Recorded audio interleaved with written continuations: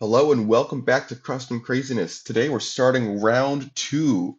We'll be going through the winner's side of the bracket before going down to the loser's side. Today's match is the Brewers and the Tacolytes versus the Geomancers and the Mantis Tribe. Starting over with the lower seed, the Brewers and the Tacolytes. This deck will thin down their deck to the best cards. They're going to chuck stuff into the box. And hopefully what's remaining is a collection of really hard-hitting cards that'll turn their tempo up to 11. They juggle with madness, which accelerates their tempo even more. So they're hoping to win the game before that madness becomes a problem. Then over on the other side, we've got the Geomancers and the Mantis Tribe. They're going to be winning bases on other players' turns, and they've got tons of removal to back it up. So the idea here is that they're going to be forcing the other player to play their game, and they're going to get big tempo advantages for pulling things off, and they have extremely high solo potential. They are the number one seed, and I think they've earned it. Let's get right into game number one. We're using our low risk base deck as always, and the lower seed is going first. All right, so right off the bat, I think what we're going to be doing is putting the Engibeer somewhere, probably on either Dwarven Stronghold or Shadow Realm. Just got to decide which. Engibeer is a card we want to keep around for as long as possible. I think we're going to go put it on Dwarven Stronghold because with Shadow Realm, there's a chance that our opponent can put down a 2 there to start farming some card draw, and we don't really want that, especially against the number one seed. And let's see, I don't think we've got a really good action to play, but that's okay, because Engineer by itself is really nice. Let's end our turn. And coming over here, let's see what we got. We probably want to start with a Mantis Warrior, either that or a Mudman, to keep the Engineer out for a turn, but maybe we should time that more appropriately. So I'm thinking we start with the Mantis Warrior, because that'll help us attack Dwarven Stronghold more efficiently, because it's going to place power counters, which will reduce the breakpoint of Dwarven Stronghold even more. And we likewise don't really have an action to play, but I think that's okay. So I think we're just going to leave it there. Okay. At the start of the turn, Dwarven Stronghold must go first. That's a mandatory event. And then Engibeer can box a card to draw a card. If we're going to box anything, it's going to be a taste tester. I'm not sure how much of a problem that would be. It does make a bigger minion, which is harder for Geomantises to kick off. So I think we're going to do that. We'll box the taste tester. We'll put our box of cards over here to draw a card. When that happens, we will place 2 power counters on one of our minions, which will obviously be the Engibeer. Alright, now what? I think now we diversify. Maybe we put the Encathulata somewhere, or we can put 3 Amigos somewhere. Kind of. We don't have any sources of madness yet, except for the Guacamole. So I'm kind of thinking what we do is we play the Encathulata on Shadow Realm, and then we go from there next turn. Because Guacamole could enable us to draw some madness. We can also use 3 Amigos for that. We'll see what happens. And again, I don't really think there's an action we want to play. This is not good yet. I think we're just going to draw 2. Okay. And this is probably what we're boxing with Engibeer next turn for the draw. Alright, we have to place a power counter with Dwarven Stronghold.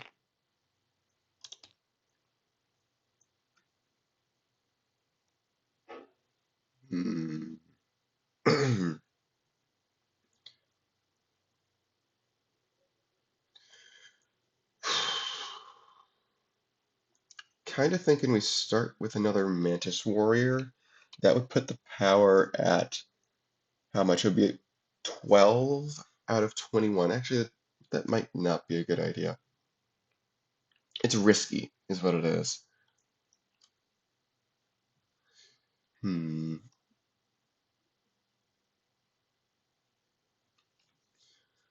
We've got some options here, but none of them are super appealing.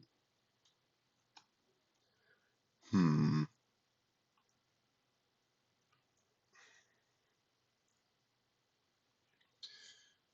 Got the Mantis Lord, but that's also a footprint of 3. I think we have to take the risk that they're not going to have a burst to take out Dwarven Stronghold next turn. Uh, because I think we would have a burst to do that. And it's early enough in the game that it's not guaranteed that they would. And again, not really an action worth playing. There is the Mantis Claw, but I don't think that's a good idea. Yeah. Let's see, the only thing that we could potentially do is play it on one of our warriors and move it away. But we'd want to move it to Shegrove to avoid giving them card draw with Shadow Realm. The only downside of that is that next turn we'd be hampered in our ability to score it. But maybe we'll draw some stuff to set up a win on their turn instead. Although that can be a bit risky with when they've already got a bigger footprint like this. I think we just leave this. I think it's okay to take a risk like this early in the game.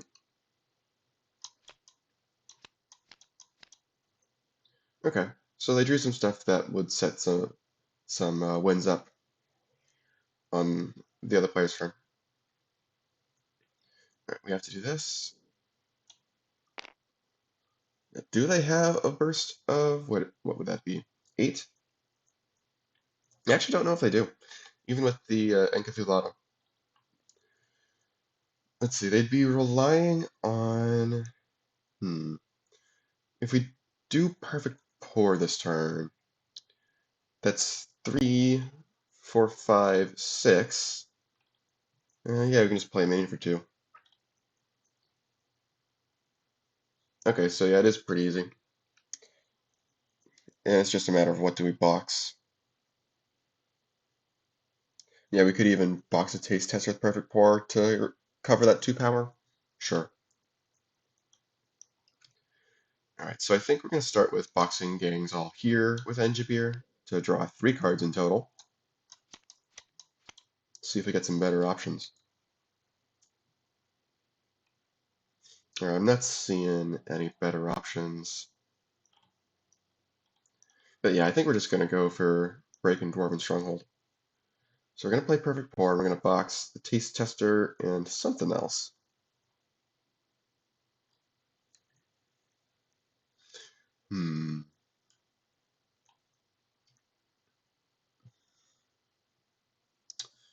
We could box Terratia maybe, but Terratia is nice with Yogg-Jalapeno in our hand. Let's see, which Amigo did we draw? If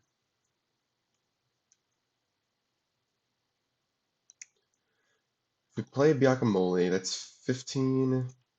And yeah, it's only 5. Which Amigo is this? Hmm. Hmm.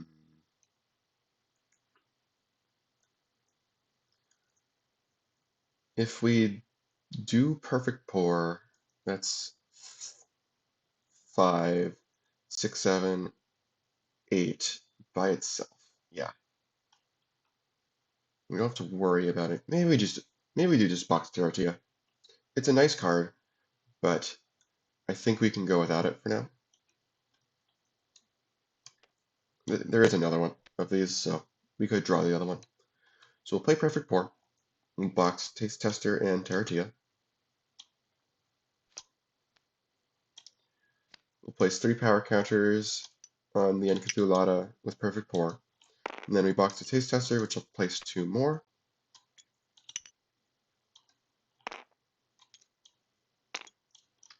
The Encathulata reacts to us playing standard action. It gets +1.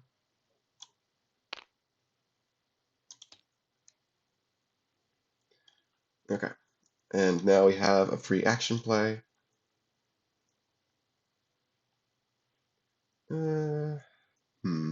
We could just play Cunning Snail. It's not the worst thing ever. This does have an errata. It should be half the number of cards we placed rounded up, not every card.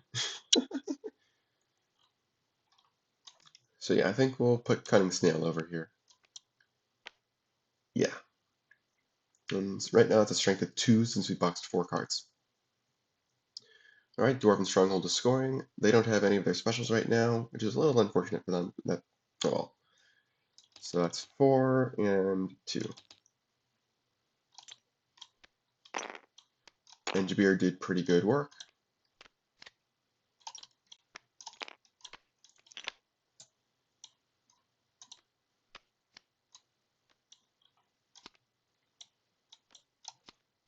Alright.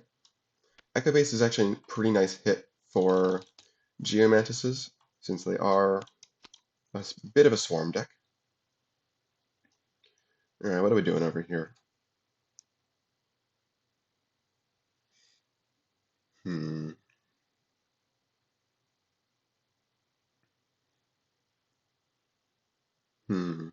We could do Mantis Lord and Golem with Mark of Pride. See, that would be a footprint of 5, 6, 7, 8. Hmm. We don't really have any of the stuff that rewards us for breaking stuff in other players' turns yet. We just have the enablers right now.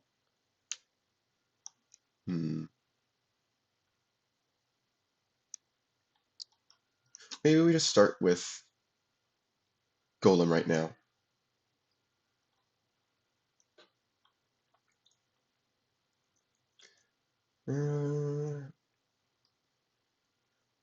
Yeah. You know what? We will play Mark of Pride. It's quite unlikely that they would be able to burst that down so quickly, especially after just doing a burst. And this extra power is coming from Echo Base. We'll use the Mantis Lord talent to place a power counter on the Golem. Oh, that's actually 10. That's actually not bad then. Okay. That's minion in action. We'll draw 2.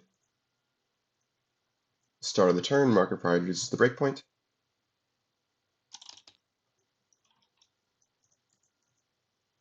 They do want to put something down there. They can put Guacamole down there.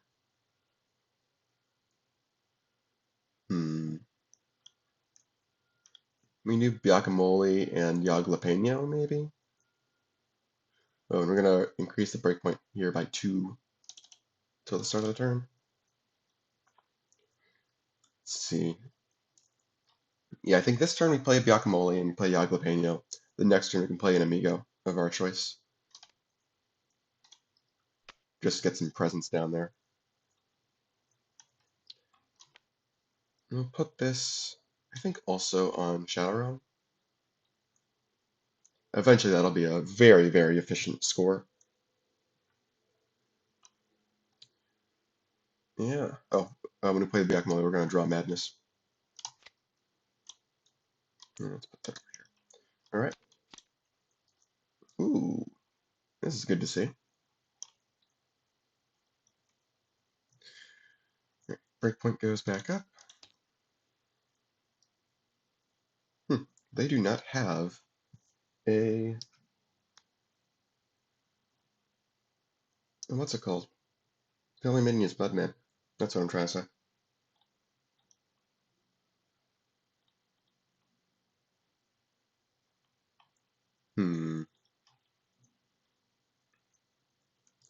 Let's see, they can just break Echo Base, I think, by playing the Mudman for, what is that, 15, 16, 17.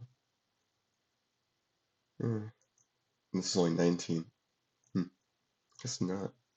Yeah, they break it on their next turn. Don't necessarily want to use challenge here since we've already committed a Mark of Pride. We can play Mudman and just bury the Guacamole. Like, it allows Golem to draw a card. It does give them an extra madness, which is a little unfortunate, but hmm.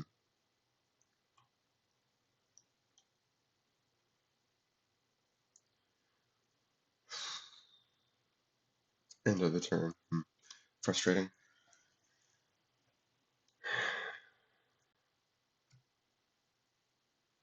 Yeah, unfortunately it's not like Mudman would progress us towards breaking the base normally. Well, more precisely, it's more that if we use Mudman's ability, it's not like that progresses us towards breaking the base on their turn. But just playing Mudman does put us in the range where Mark of Pride would break it. So I think we can start with that.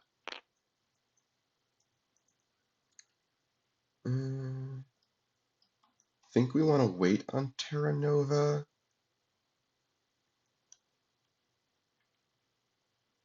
Yeah, this is a nice card, but I think we hold off on it until Yaglapenio's got a couple of stored cards, because then we can just get rid of them. Yeah. I don't know, maybe we don't want to play Earth Strength? I don't know. I'm not convinced. I think we just...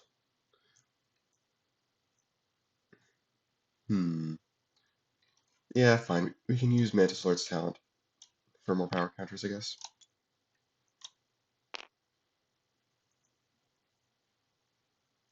Who knows, maybe we'll draw a thing that can let us solo there.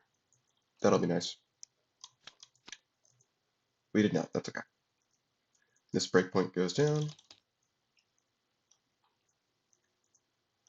They do have to decide whether or not to respond to this, but I think they don't necessarily need to. I think what they can do, they can just play Nartakathep somewhere.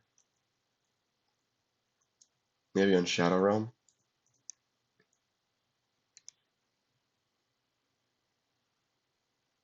And then, yeah, next turn they can probably break Shadow Realm.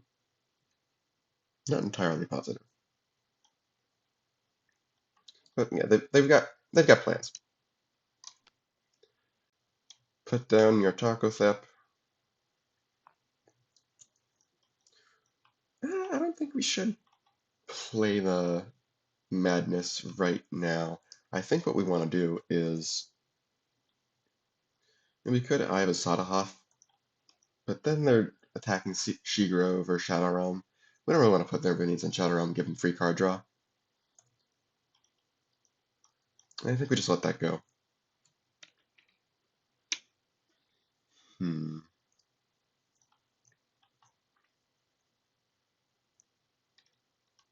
Maybe we just draw 2 with the Madness and don't resolve the additional ore. Put it under Yaga de Peño. Think I like that idea. In which, well, yeah, we'll get more Madness by playing your Tacothep this way. Okay. We do some pretty good stuff too. Okay. Yeah. Echo Base is going to score. They don't got anything. They don't got anything. 1, 2, 1, 2, 3. Nothing happens.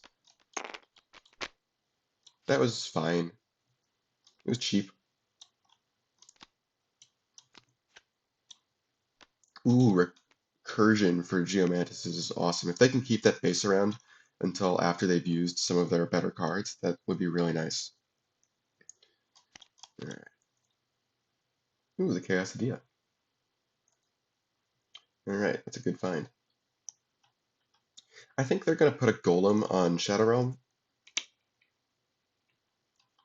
They could do Terra Nova now. It's not like it's doing that much, though.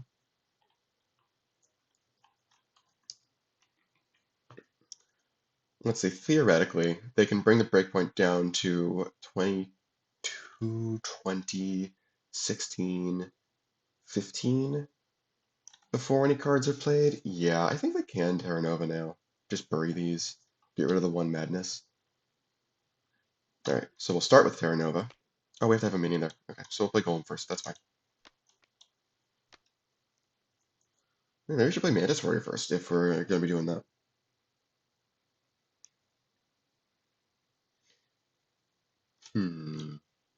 Well, no, because Golem will allow us to farm card draw from these being buried. Yeah. Play Terra Nova. Bury these here. Discards the Madness. Swaps this with the top card of the base deck. Dark Web, not a bad hit. This goes back to normal. Okay. That's actually not bad. And this is where Golems start actually doing stuff. Do they leave the actions buried, or do they uncover them and give them the free draw? Right, so the Madness draw is mandatory. They have to be really careful not to get soloed in Dark Web. Do they want to uncover anything? If they're going to uncover something, it's going to be Cunning Snail, I think, unless they plan on playing standard actions this turn that don't box themselves.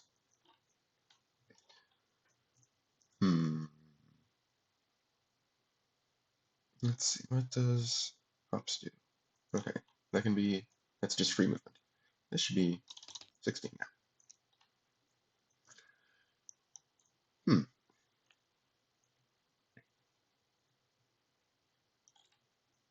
Can, can they break She-Grove? I don't think so.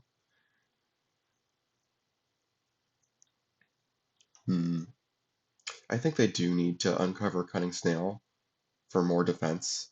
Let's get these counters away. Let's put the stack of box cards over here as well. I do think they want to uncover Cunning Snail. It's the stalling for protecting your Tacolyte is important, I think. So yeah, they'll uncover this, which gives them a card draw. Let's see.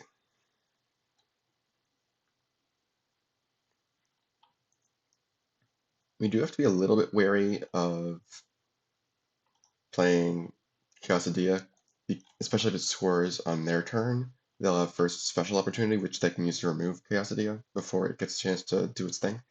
And I'm not really sure that there's a card we would want to store yet. Like Perfect Pour, maybe, from their discard pile. There's Terra Nova, I guess, to stop the base from scoring. But like also, they've got a ton of permanent power, so it kind of just not matter that much. It would just buy time. It's not a bad plan. Just have an ace in the hole. But I think we don't do that yet. I think first we want to play a 3 Amigos.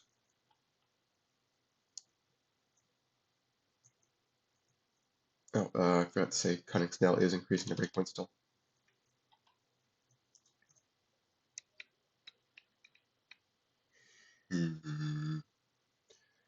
We could homebrew this turn, perhaps.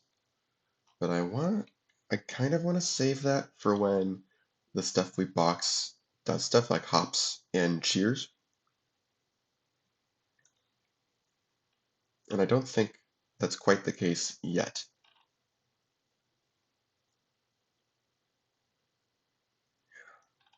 It is local. Okay, what action would we be playing this turn?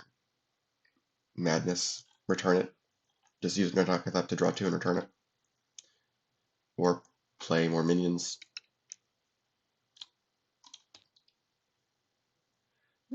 Stuff from Discard Pile wasn't really that worthy of being returned. We could just instantly break She Grove, I think, maybe. It's sort of not using hops well, but it could still be correct. It would probably be done by playing. Well, no, that's a good question. If we're playing homebrew to do this, what else are we actually playing? We could play Encathulata, we could play Guacamole. The Three Amigos don't make sense. Yeah, let's see, if we do Encathulata, we'd be boxing hops and shears at the very least. And let's organize this a little bit. Let's see, that's 5. This would be 6, 7, 8, 9, 10, 11, 12.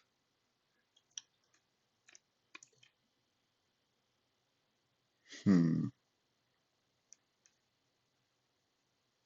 I don't know if we can. It's kind of strange. If we do perfect pour instead, oh yeah, of course perfect pour instead doesn't. That allows us to piecemeal what we do with this anyway. And then, okay, the next question is, do we want to do that? We may not want to do that. Maybe if we can insta-break She-Grove by doing that, we do it. How would we do that? It would be, I guess Guacamole? Guacamole perfect pour? It'd be 2, we play this, 3, 4, 5, 6, 7, yeah, no, it just doesn't work. Okay, so we're not breaking anything this turn. My other idea is we play Chaosidia and store Terra Nova. We know the next base is Shadow Realm again.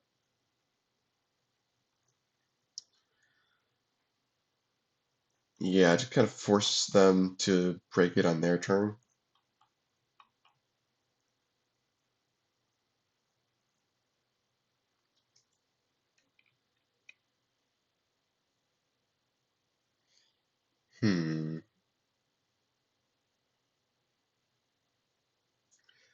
Yeah, I think I like that idea.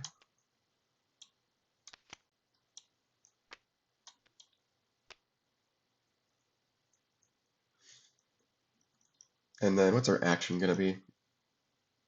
I don't want it to be homebrew yet. Yeah, it is just madness, I guess. And it's perfectly fine if we end up discarding some stuff. Like, especially for homebrew and or perfect pour. Yeah. So yeah, we will both draw 2 cards and return to the madness deck. Okay, that's some nice draws.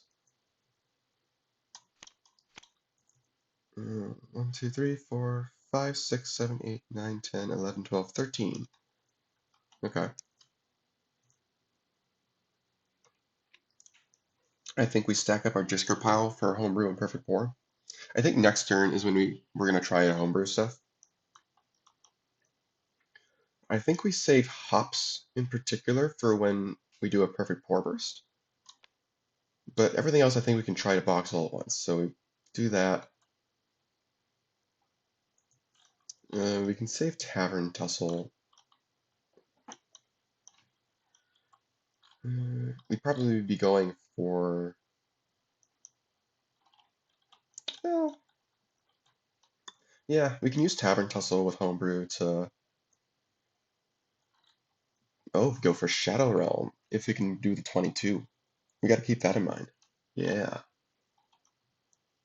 Okay, so we still have to discard 2 cards, I think. 1, 2, 3, 4, 5, 6, 7, 8, 9, 10, 11, 12. Okay, yeah. We keep this. This can get boxed. We want to keep all those right now.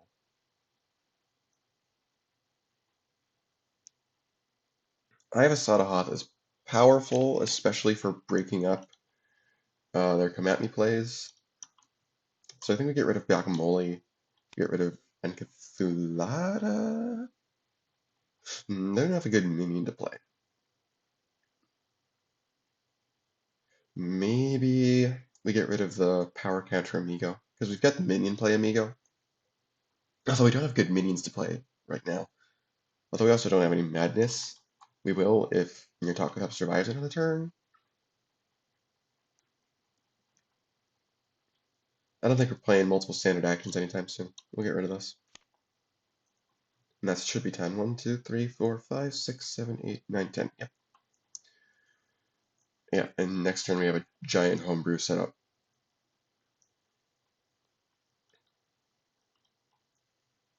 Yeah, Terranova is now a problem.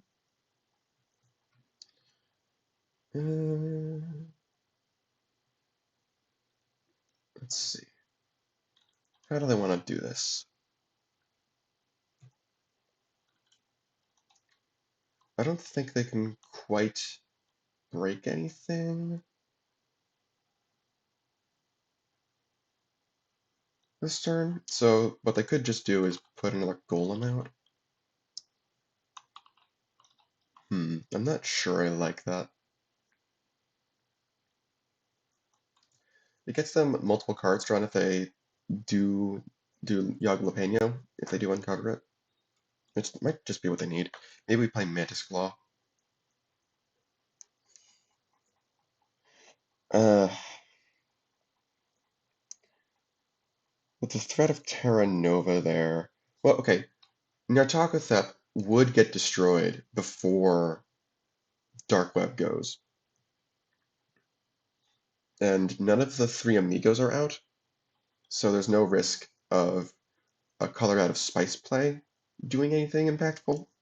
There's not even any Cthulhu's out. So what we could do is Golem and Challenge.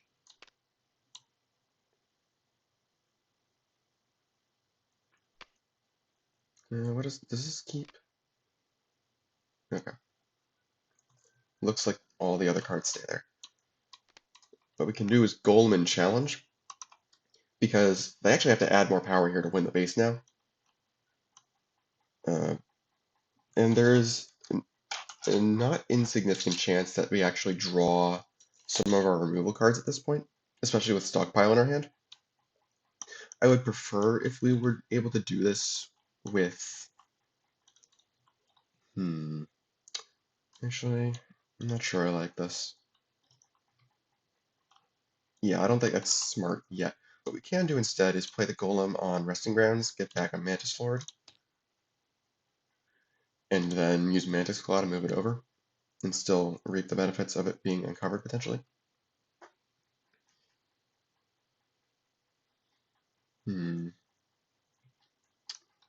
Because, yeah, if we put down the Golem there, all they have to do is put down a 2 and they still win the base, which is not what we want at this point.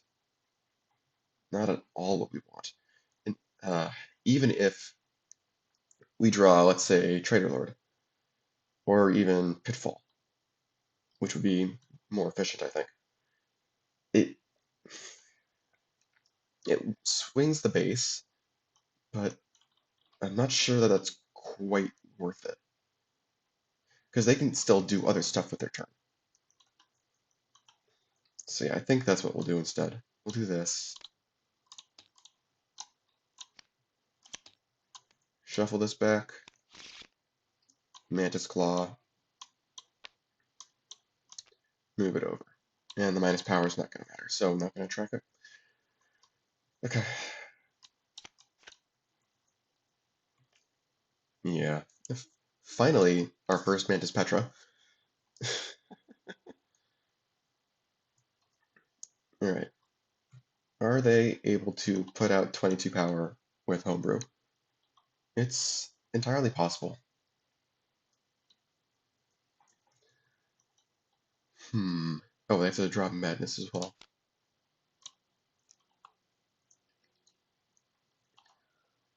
If they do this, what's getting boxed?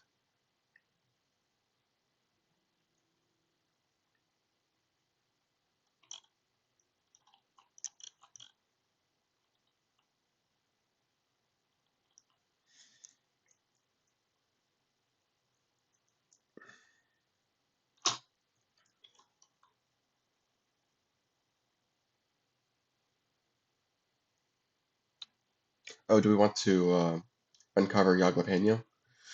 I think if we're not going to if we're not going to store anything under it, we don't bother. Okay, if we're not going to use it, we can also just do dark web.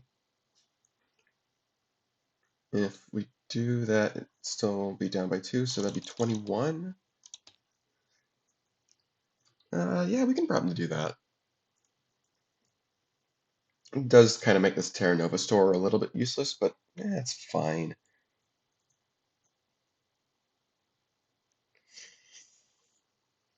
Yeah, I think it's okay. Being up on VP right now is kind of what we need because we haven't seen big stuff from them yet, so chances are we will soon. So getting ahead on VP is going to be useful. Let's see. Can they put out the 9 power they need? Yeah, there's no point in uncovering Yaglapeño. We're not going to use it.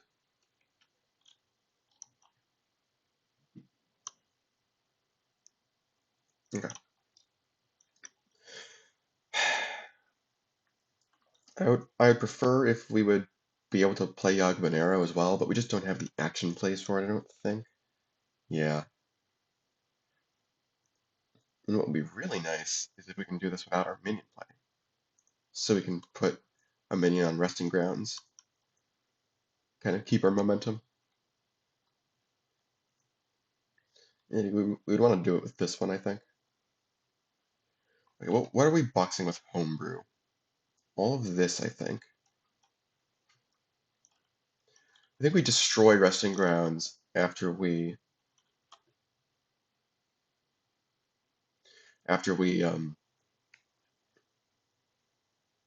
play an amigo there. Unless there's nothing we really want to get back. Yeah, we want to destroy resting grounds to deny them the recursion.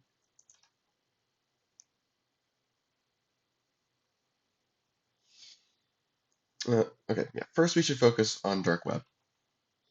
This is going to be worth 1, 2, 3, 4, 5, 6.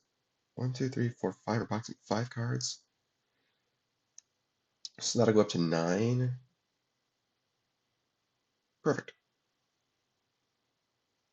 So that'll go up to this will go up to +3. We need 9.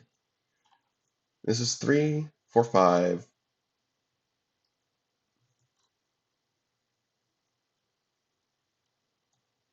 It's only 5.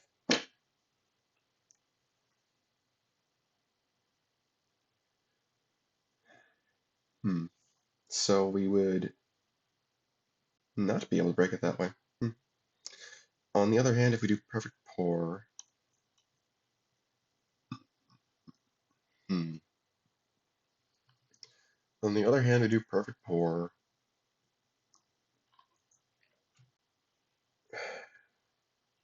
And this box is,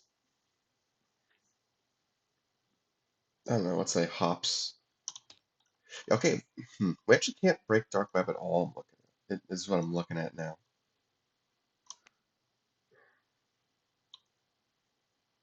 Yeah. Yeah. Wow. If we do 3 amigos and play our madness, that's 3. Let's see, we do this one. 3, 4, 5, 6. It's still not enough. Wow. Yeah, because that's minion action.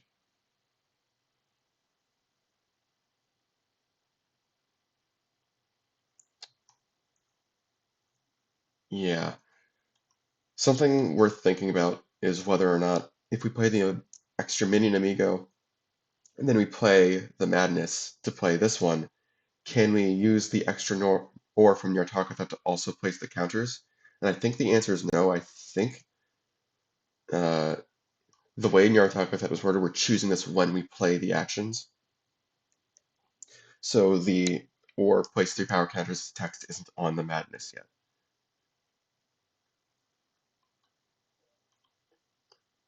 If it was, then we would be able to break dark web, but as it stands, I don't think we can. So what do we do instead? We could still do the massive homebrew. Can we break She Grove?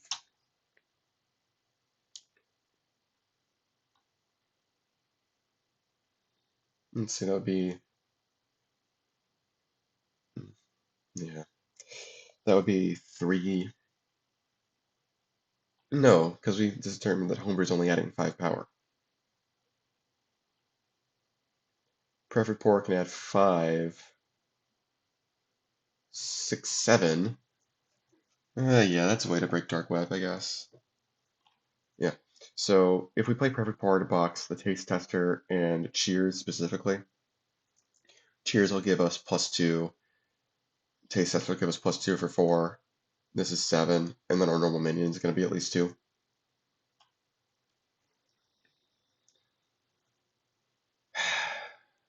It's tough. I don't know what to do. Hmm.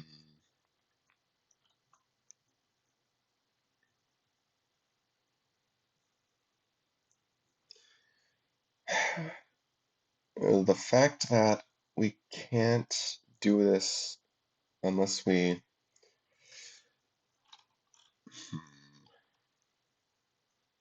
have to be a little bit careful because they could have cards that can turn that into a solo still, even if we put a third minion down there.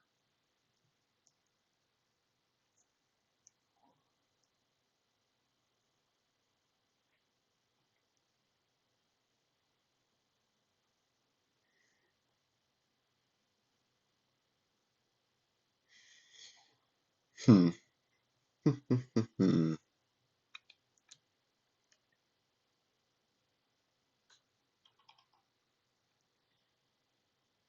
I don't know.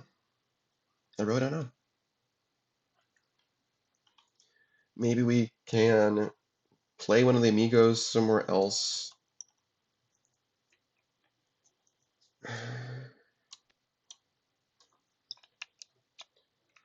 And still box everything except we were playing a box except for Cheers. Although,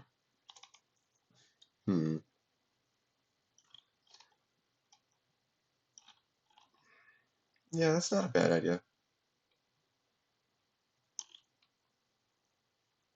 Yeah, and we're not uncovering Yagopania at this point. Homebrewing for 4 is not bad at all,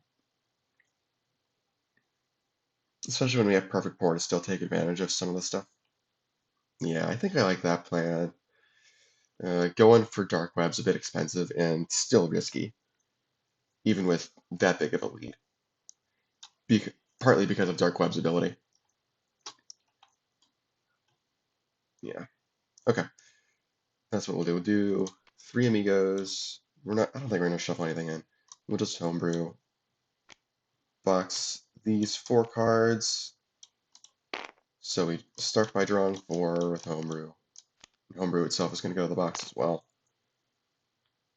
So we'll resolve these in this order. Madness just goes away. Gang's all here draws us 2.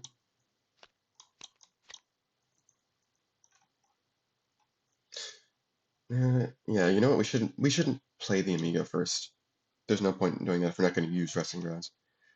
Oh, but the point was that we wanted to put power counters on it with the Taste Tester. Yeah. Taste Tester goes, places 2 power counters. Tavern Tussle is going to destroy this.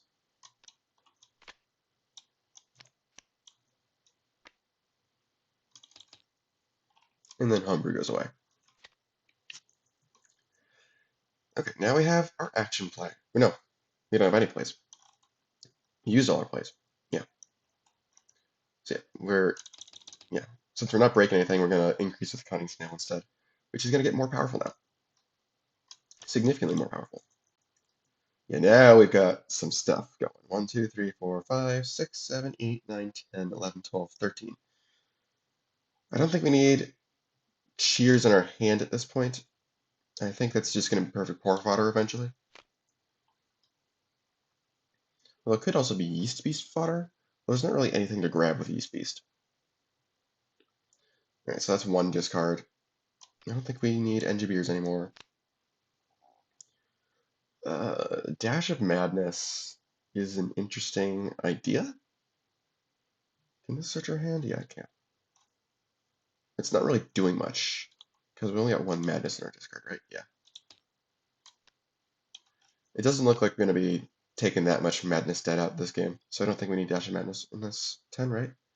Yeah, that's 10. Okay. What are they doing?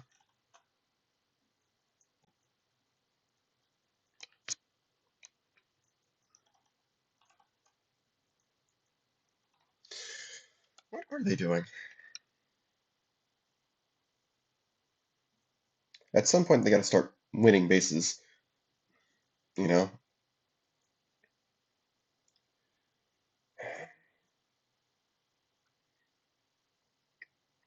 We can start with Mantis Warrior over on Shadow Realm, maybe?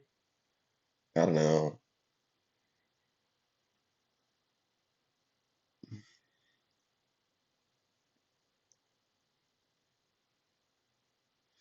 We could we could effectively turn Rock and Roll into a Mystic Studies by uncovering Uglapeño with the two golems there.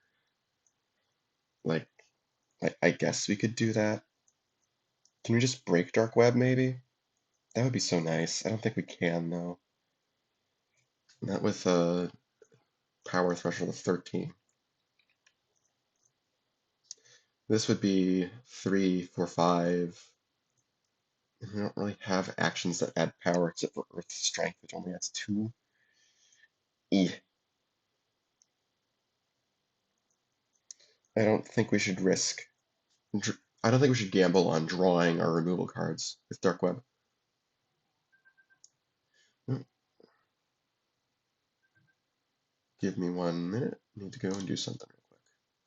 Alright, and we're back. What we're doing? Yes, that's right. Yeah, they can't break Dark Web. They're just not drawing. They're good cards, really.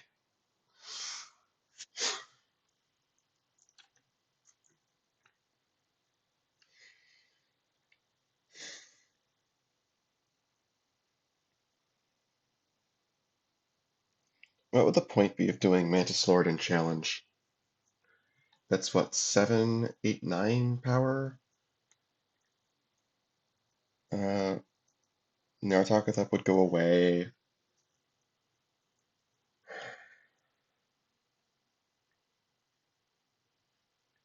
But then they just use Terra Nova.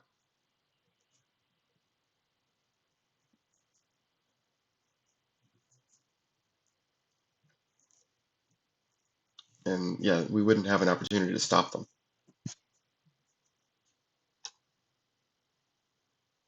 Hmm. Do we still do it? I don't know. It's a good question. Let's see, with 9 cards boxed, Cunning Snail's worth 4, which makes this a 19 next turn. Like, they're gonna be able to break that. How much? They need 7 VP to win. No.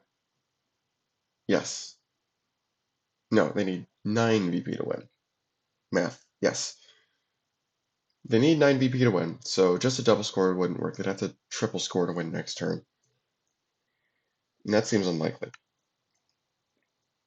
It might be made more likely if we do challenge and it backfires.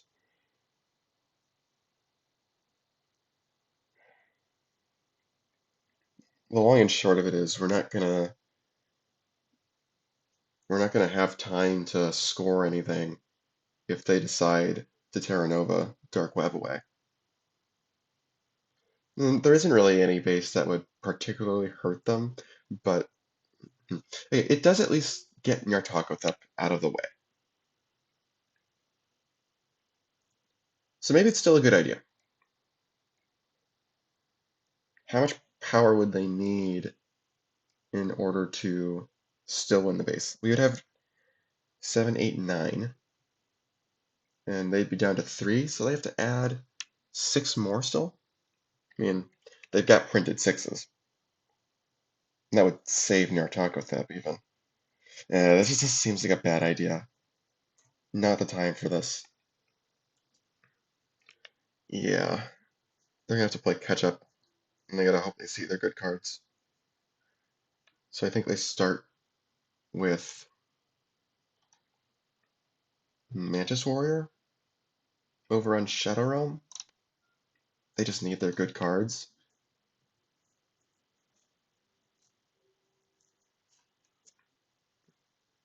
We don't want to play Petra yet.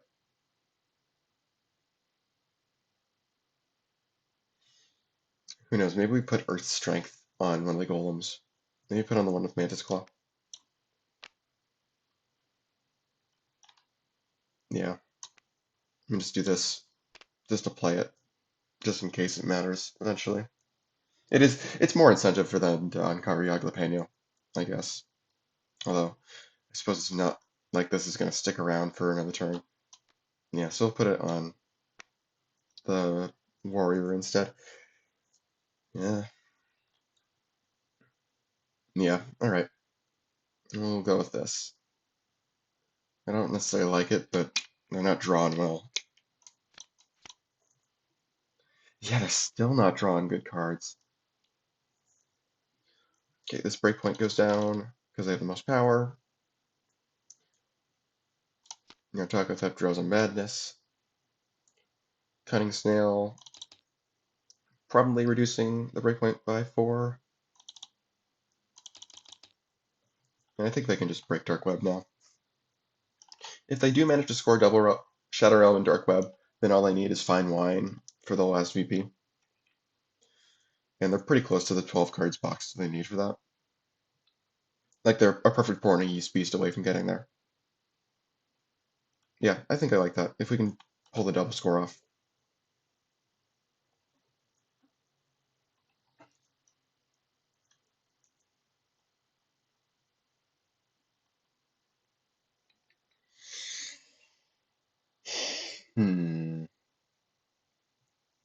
How would we go about doing that?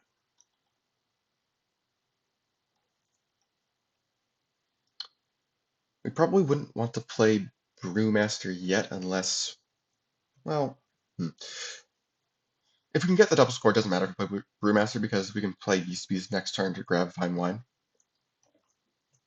Yeah. So we need 11 power over here, and we need 7 power over there. Yeah, the only risk is if they swing Dark Web, but we have some assurance against that. Yeah, we've got plenty of ways to ensure that doesn't happen.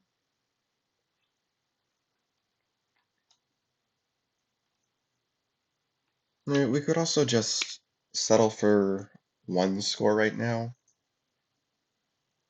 Or is that 3 counters and... Oh, it's... Okay. It's just 3 counters total. Okay.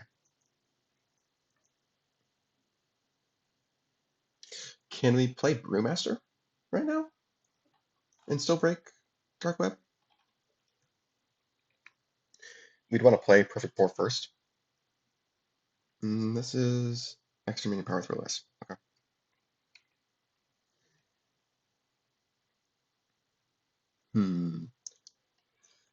They could play the Madness to...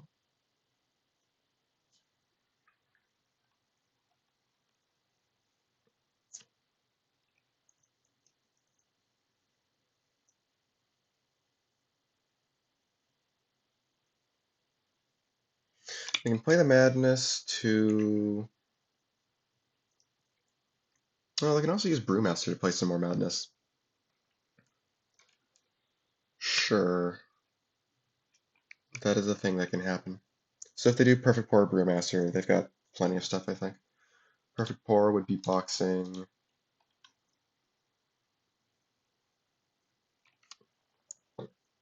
Hops, maybe?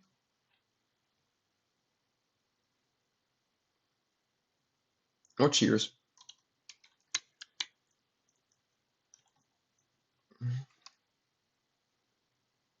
And I don't think we're going to end up using Terranova, so we can pump up the Cassiodia to sacrifice the Dark Web, and that's fine.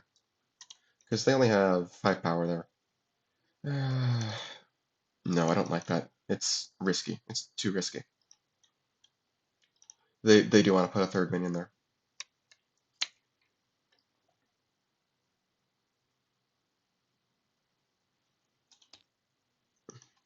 So what is that third minion going to be?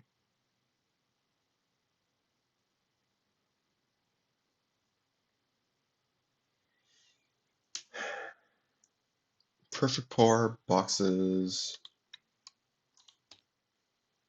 Shears for 3 power, that's 6 power, and then they can just play a minion with Madness from Brewmaster for 3 for the last power they need. Just put an Cthulhu out of there. And that's fine. That's both of their regular plays.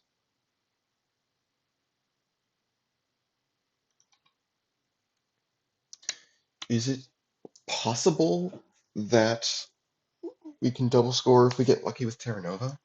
How much power would be there? There'd be 12 with Brewmaster, I think. Yeah.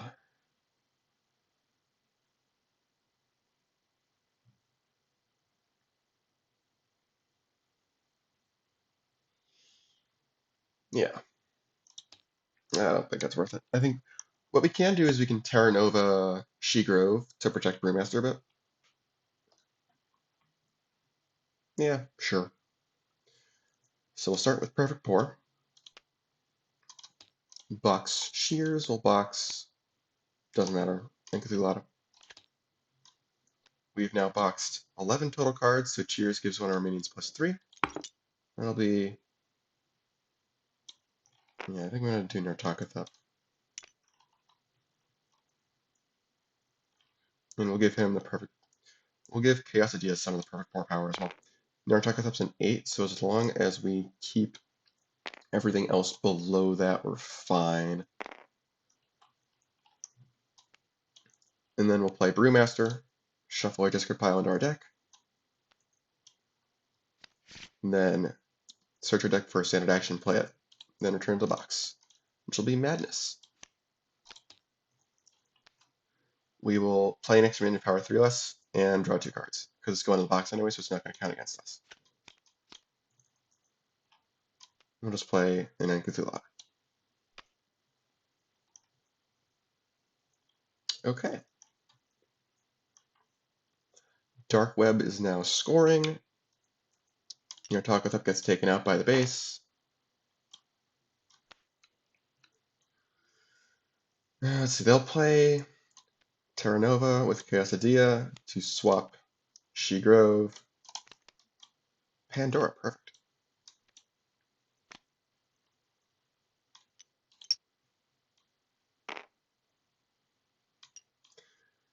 And do they want to play Stockpile? It's 2 cards. What are the chances that they draw something? The Encathulata could react to move, but that's not smart in case they have Traitor Lord, which would destroy Chaos Idea. I think they gotta go for it. Nothing. Ah, so disappointing. Okay. They don't have anything else, but neither did I. So that's 2 VP and 4.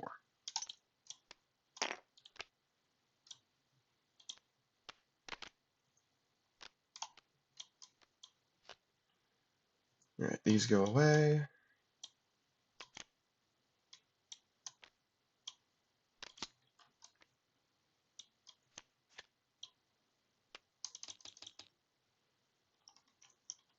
Draw 2 over here. 1, 2, 3, 4, 5, 6, 7, 8, 9, 10, 11, 12.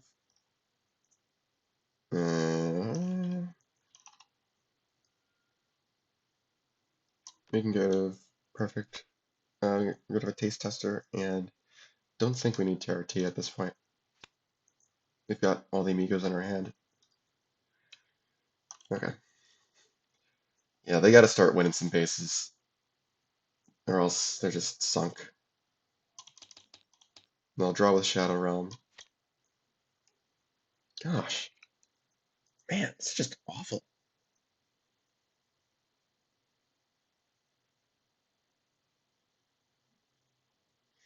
They'll probably want to go for She-Grove at some point.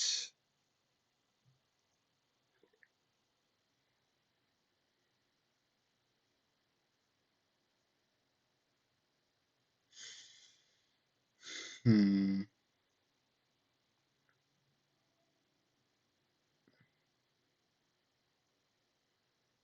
What do they want to do? Like, they're just not drawing their good cards at all.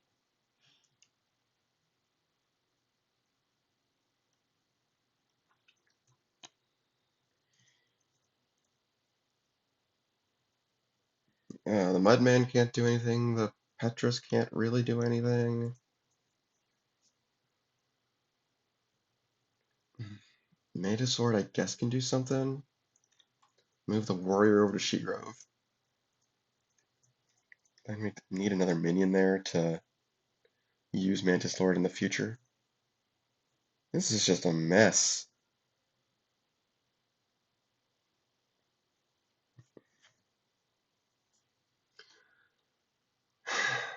Hmm.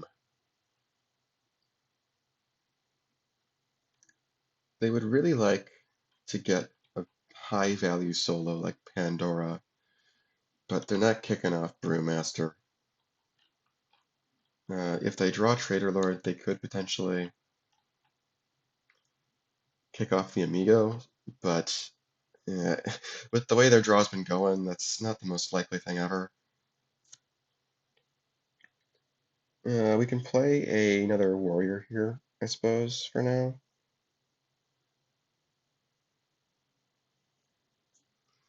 And play what, Landslide? No. Like they're not even drawing the good Geomancer cards. They've just like not drawn anything this whole game. Let's see. Let's see if they can make it work. Maybe we play Gaia Knight on Pandora. Although they're not likely to actually go for Pandora. I mean, okay, it wins them the game.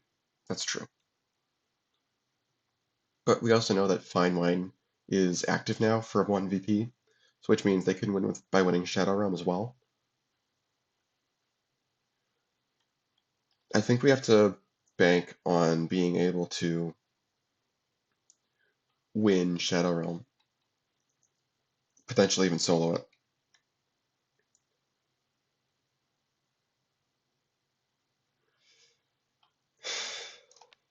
Yeah, so we'll play Mantis Lord.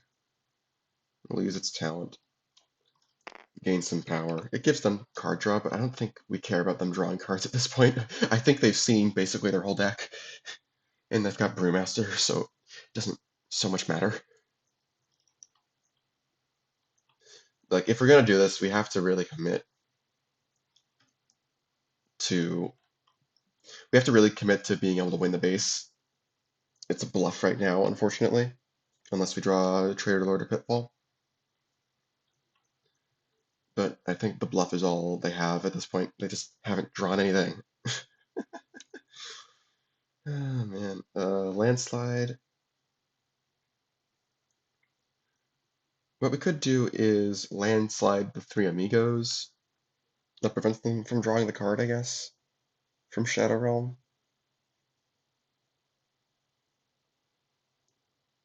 Clears away the equity, makes Pincer Attack more likely to do something if we draw it. Yeah.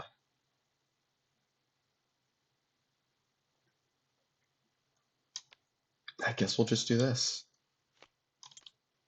Get rid of the power counters.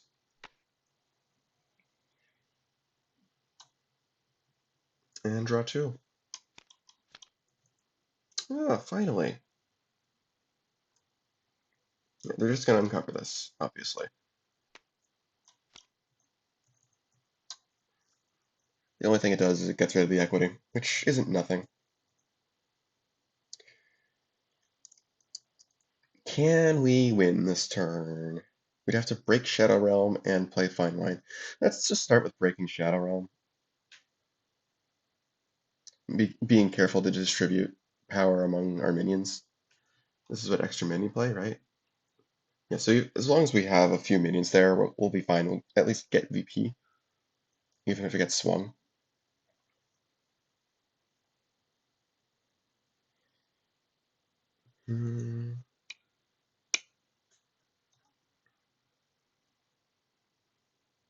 We no longer have Nyarlathotep for returning the madness. But I don't think we have any madness to worry about other than this one, so like we're fine. Unless we uh, use Nachulu to break the base, which is probably the best avenue for doing so. But even then, it's -1 VP. They're not going to be able to catch up.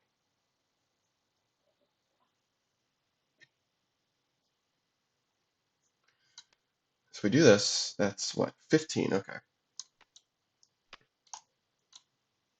That draws us to madness. We can use one to play Yakamoli, which can play us another one to play another minion.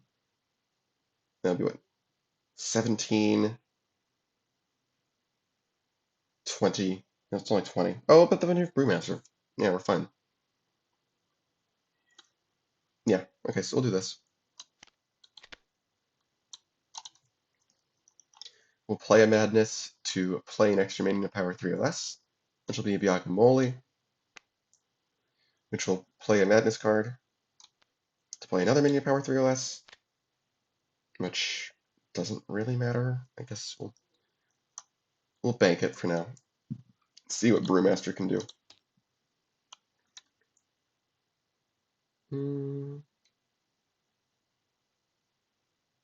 Perfect Pour we've got.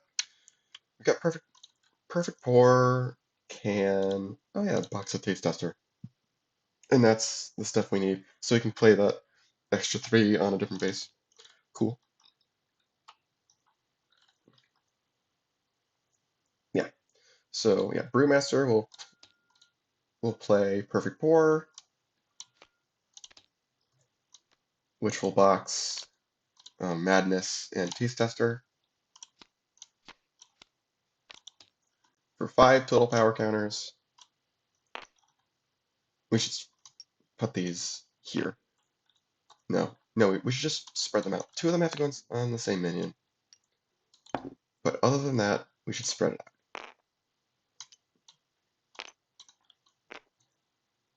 out. So we got 3 more to place. We'll make both of them 5s.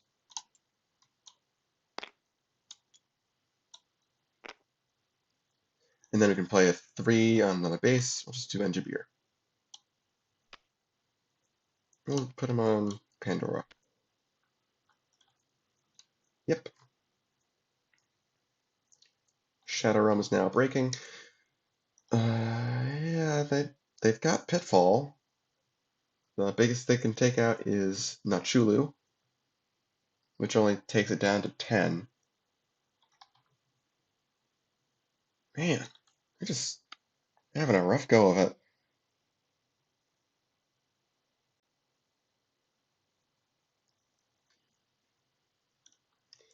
Yeah, so they may as well just save it. 1, 2, 3, 4. 1, 2. Man. Yeah, they won Echo Base. It's not a complete blowout, but like, yikes. No accounting for bad draw, I guess.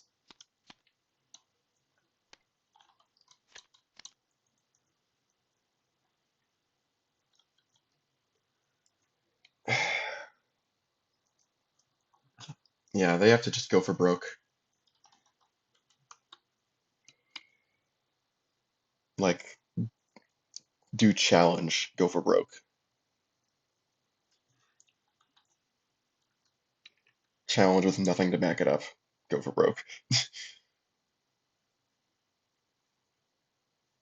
Play Gaia Knight and something.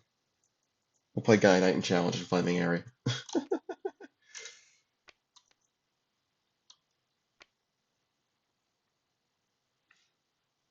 I mean, even if they solo the base, like, they don't have enough madness for that to matter. Well, okay, if they go for Pandora instead,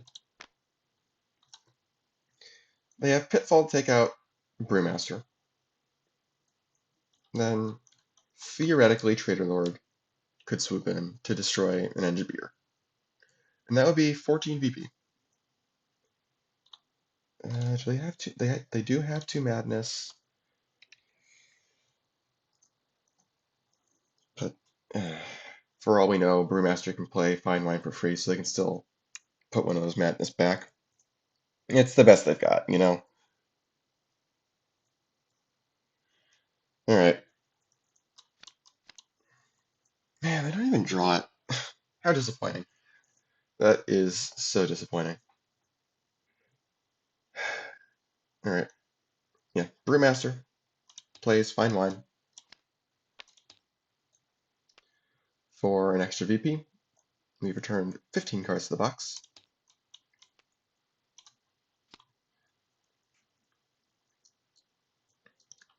And then we'll just throw stuff. Oh, well, we should return the madness just in case. And then we'll just we also have engineer. I don't know. Well, we can box the madness actually. Yeah, so it doesn't even matter. We don't even play it. We'll box it instead. So now we have both of our regular plays. We'll play Eye of Asada Hoth, draw two madness to move away the Gaia Knight, and then Yeast Beast as our normal minion to box the madness. It's so mean. That is so mean.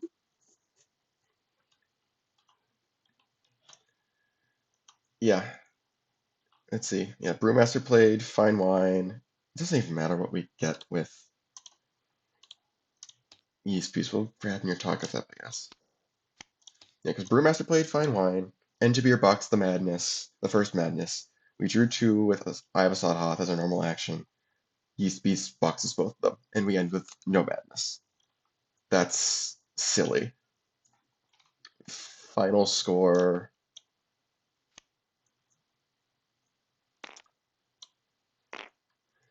Is going to be 20-9. Yikes. And this is what happens when you don't draw your good cards. Like, let's see, what did we miss? We didn't see either leader. We didn't see either copy of Quicksand. We saw Pitfall. We did see that. We drew Throne Room and Quagmire, which are both vital to the strategy on the last turn. There's the other Quicksand. Yeah, nothing but low-tier minions and mediocre actions. Now there's their last removal card. Yikes. Wow. That's what happens sometimes, I guess. Alright, well, we'll see if they can do better in game number 2. But that's it for now. I'll see you there. Alright, it's time for game number 2. Let's see if Geomancers can bring this back. Let's get right into this. This is another not so great opening hand. I think we will start with a Mantis Warrior and Bountiful Soil somewhere. Yeah, we'll do it on Fiesta Mexicana. It's the best base as far as points go.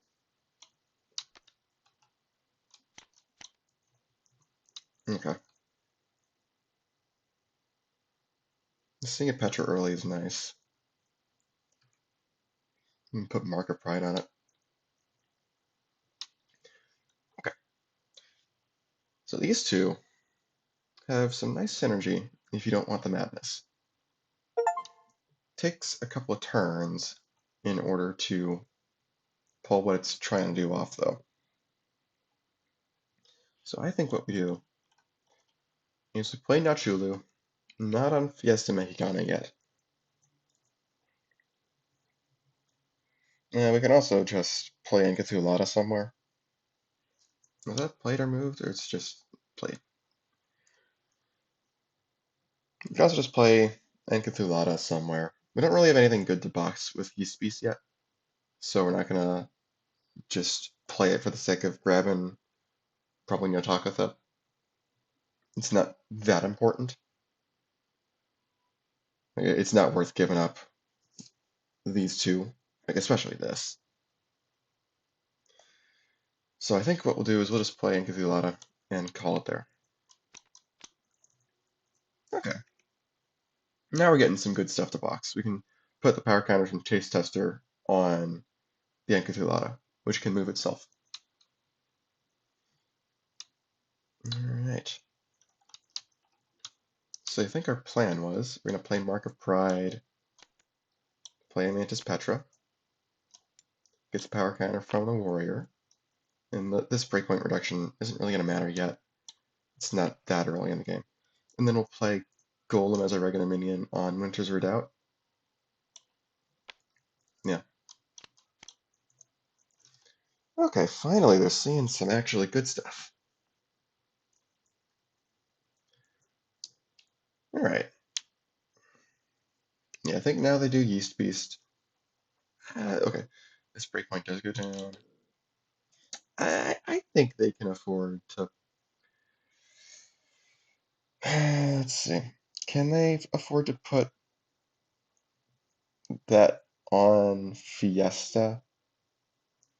We've, hmm, we've got a lot of pretty good stuff on the board already, so it's entirely possible that um, we'll be able to overcome whatever they throw at us, even with bountiful soil there. So yeah, I think we're okay with doing that. We'll box these two cards. Color of Spice is not bad. It's just early enough in the game that I think we can afford to be without it. And we will search for Nyarlathotep and grab it. We're not playing in action.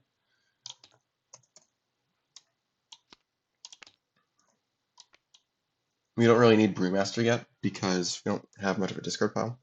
Brewmaster kind of wants to come out near the end of the game. Hmm, that's nice.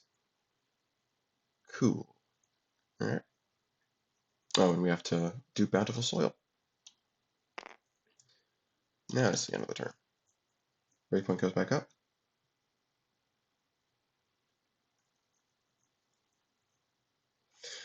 We're going to put Quagmire down.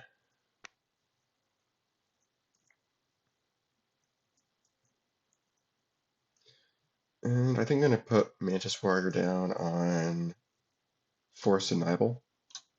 Maybe we can get a double score off with that.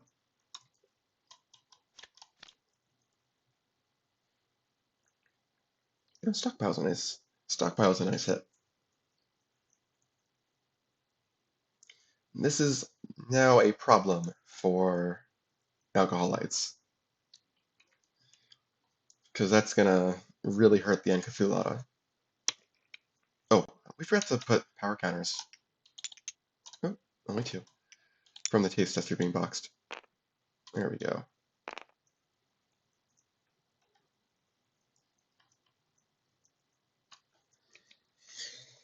Something I'm considering is putting Nyarlathotep on Winters. We don't necessarily want to put it on Forest because it's a bigger minion. We could still do that. We again don't really have an action to play, but Nyarlathotep fixes that pretty easily. The problem with Forest is that it puts it closer to the 12 power we need for the double score. It's just kind of a little bit risky if they can build up enough stuff to do it, but I think it's okay. I think they'll need a couple of turns to do that. Okay. Breakpoints back to 21. Forgot to change it earlier, but oh well.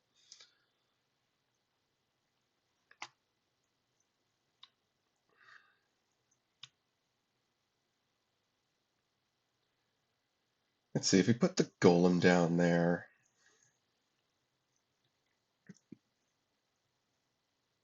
if we put the Golem down, yeah, we can just play Stockpile, I guess.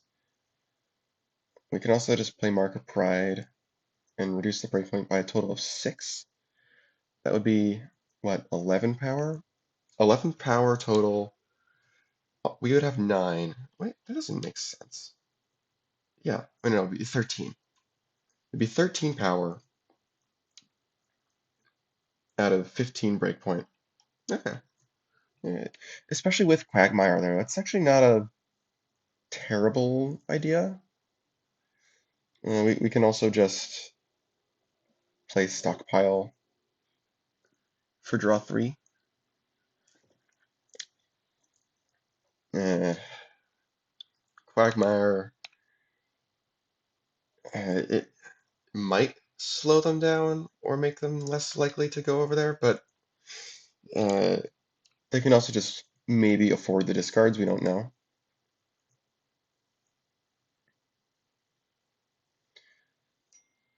So I think we're just going to end up playing Golem on Forest? I don't know. Good question. What are we playing there? What are what are we playing and where are we playing the Golem? I don't like the start again. It's all the low minions. Uh,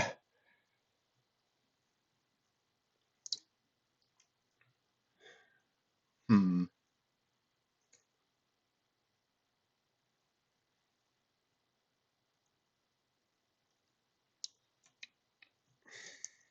Hmm.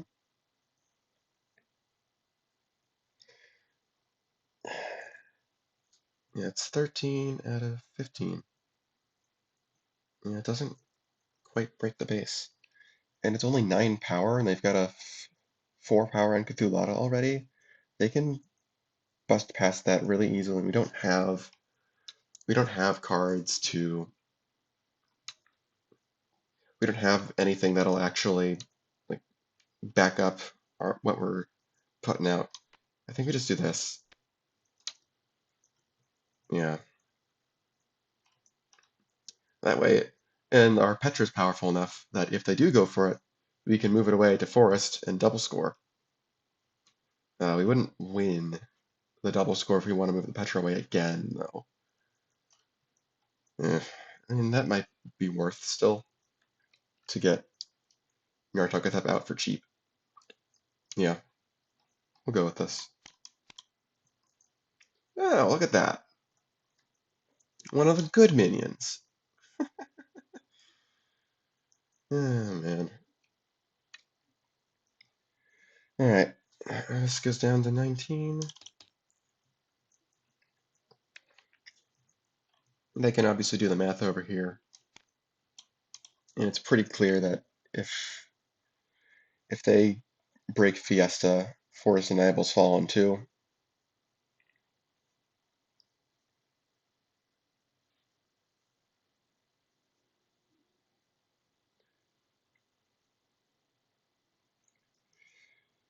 I mean, what we could do is just see if we can do that anyway. Like, put out all of the power we need and just accept the double score.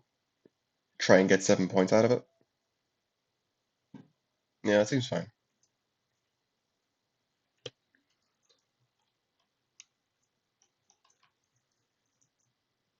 Yeah. Let's see, they're going to have 8 power there when all is said and done. We need 9 more over here, and we would want at least 9 there.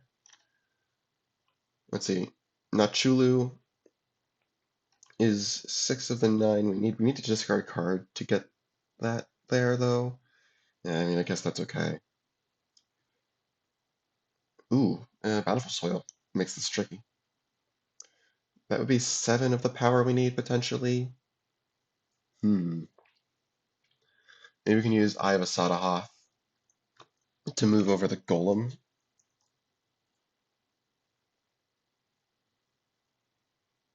Ooh, but they can bury the golem to stop that.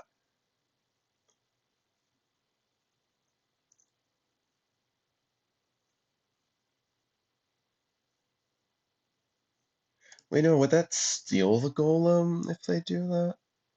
Okay, it's clear to me that I have a Sawhoff moving Golem to Quagmire would force these guys to resolve Quagmire's interrupt.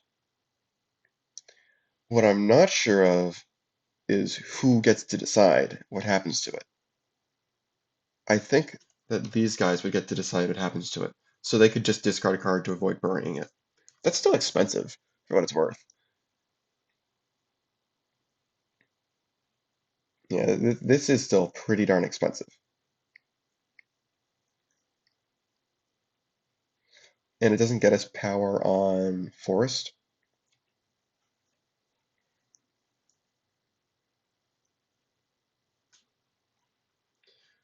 We have the recursion amigo and the extra minion amigo. We could play the extra minion amigo, play the madness to draw 2. And that moves over our Encathulata for 15. This could be 18. Is this mandatory? It's May. So we can't rely on that, unfortunately.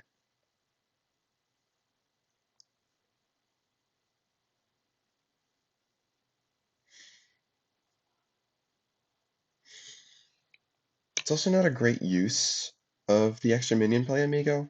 Like, it can do a lot more than that. I think I'd rather use Nachulu.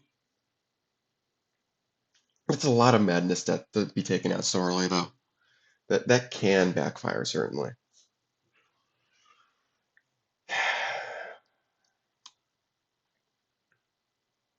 If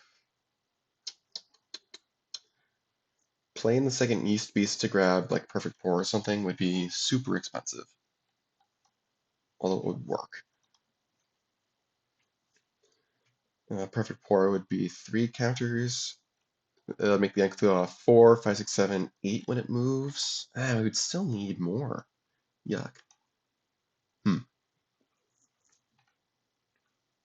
So the question right now is, do we think that the discards and the madness are worth potentially getting 7 points out of these 2 bases?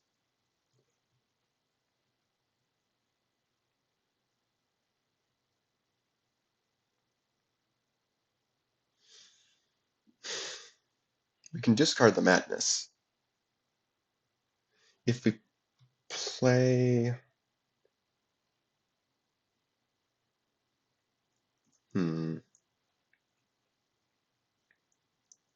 I don't know. I really don't know. We can play Amigo, Enjabir, move over Enkathulata, but just the Amigo and the Enkathulata alone doesn't quite do it. That's only 8 power, and we can't count on them to help us with Bountiful Soil. Maybe we just hold off then. Ugh. Put Enjabir down.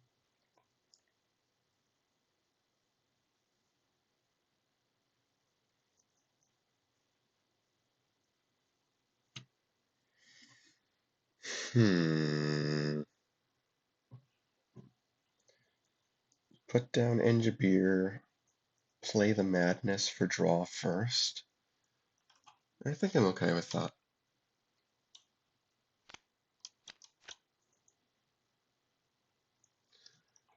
And yeah. That's not mandatory, is it? No.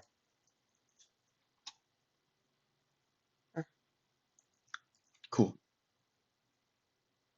Yeah.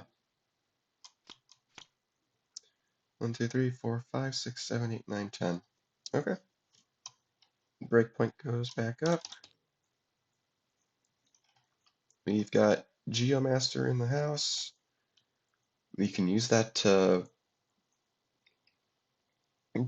forcibly bury Yeast Beast, I suppose? Or in your Tacolytes? I mean, that would break forests, certainly. I think that would be better if we could use quicksand to bury the yeast beast.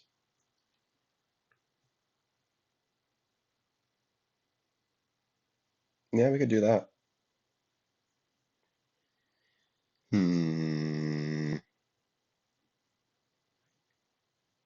Hold on a sec. And we're back. All right. We Is that only there? Ah, it's only it's global reaction, locally added power.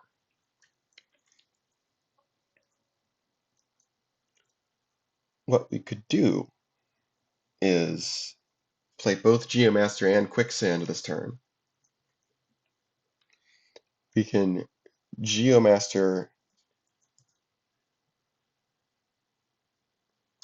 to get rid of Nartakathep, and Quicksand to bury the Yeast Beast. Maybe the other way around. Well, we can't use Quicksand to bury Nartakathep, but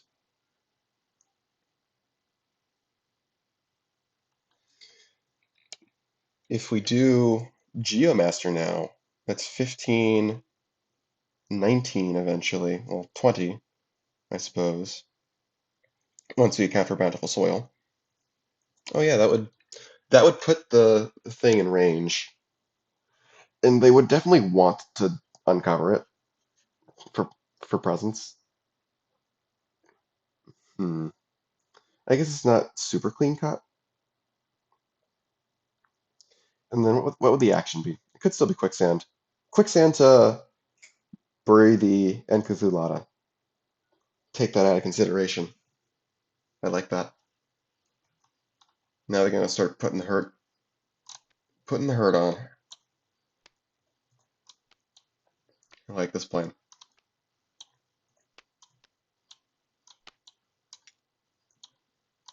All right. Oh, hold on again. And we're back. Okay, so these guys have a choice to make. This breakpoint goes down. So this is a really effective come at me. Because if they uncover Yeast Beast, its power is going to get added here. And without the Enkathulata, they are probably not going to be able to overcome it. Now, they are incentivized to break it on our turn, which means we do have a choice. We could wait a turn. I don't know if that's a good idea, though. Like, we might not be able to wait.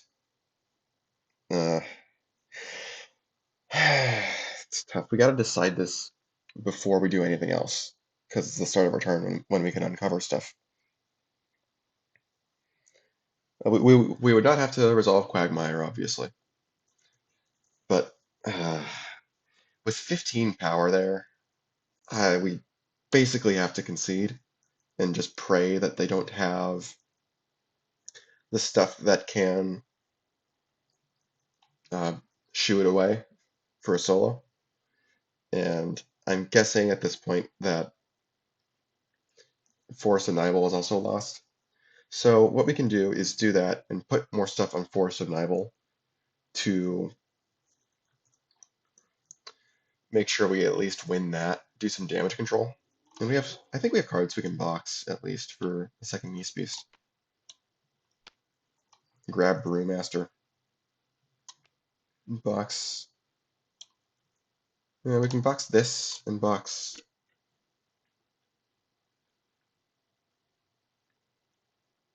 Madness to search for Brewmaster.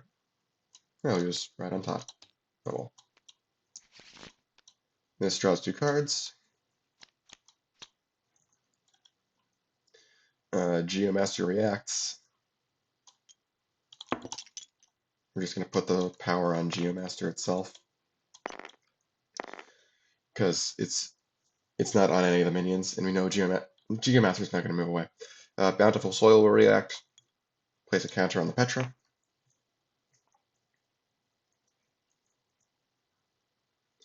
Now we can at least do some damage control on Forest and Idle. Make it unappealing for them to move the Petra over, hopefully.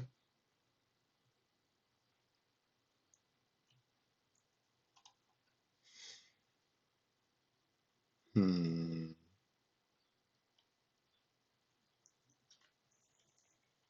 mean, if we don't move it over, they can use the Petra to get 7 VP to R4, which is not great.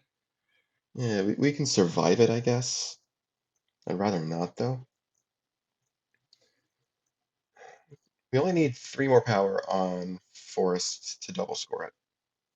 And they would have, that's 5 for 9. So yeah, we want to put 5 more power on Forest. I wish we had another taste tester. It's unfortunate that the Encthulada's counters. It's unfortunate the Encthulada got buried with quicksand.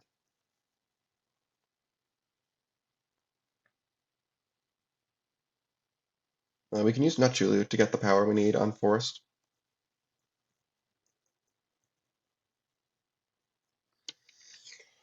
We also, oh, we have Engibeer. Let's not forget that.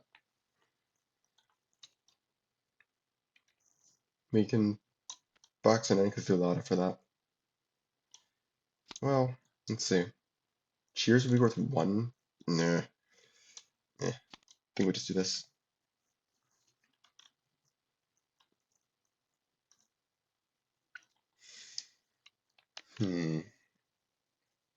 We should probably take advantage of Metallica Theft while he's out.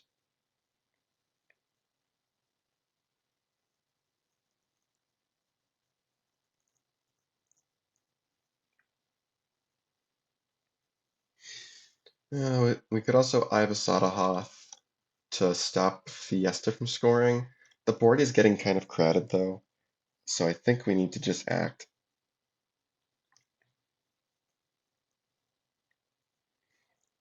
We could play Yeast Beast again. Box Cheers. Box, I don't know, something. Grab Yagbanero.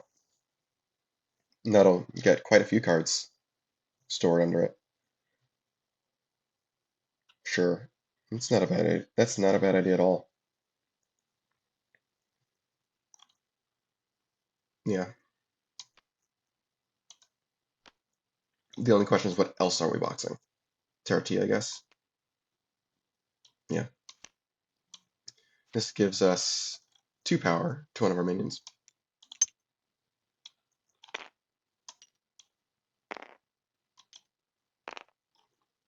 6 plus 5, yeah, that's correct. Okay. And we will search for Yagbanero.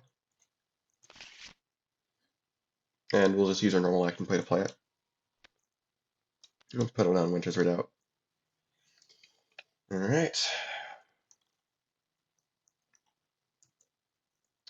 And now we score Fiesta. This is mandatory, it goes first. Ooh. Yeah, we can't quite use this to take out Yeast Beast, but we can play Stockpile. Ooh, Pitfall, nice. And yeah, they don't have any specials, so nothing they can do about this. Yeah, they will be definitely be playing Pitfall. It does let them play the Yeast Beast again, but it's also worth -2 VP for them. So the game will be 6-3, because yeah, the Petra can't quite make a difference on Forest. I suppose we may as well still move it over there for the extra card drawn.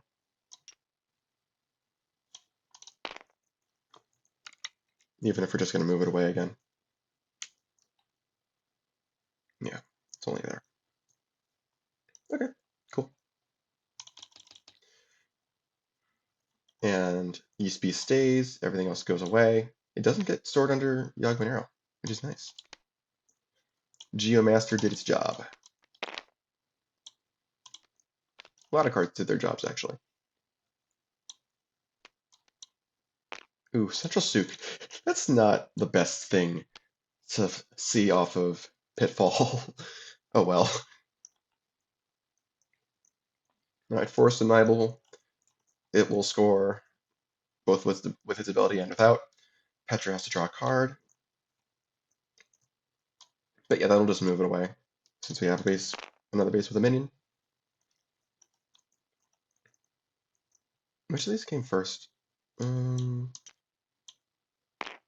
Yeah, I suppose it wouldn't matter. I think the Golem did come first, but they had 11 power there anyway, so. And again, Pincer Attack can't quite do anything. Alright, that's a perfectly fine start to the game, I think. They get 3, they get 2.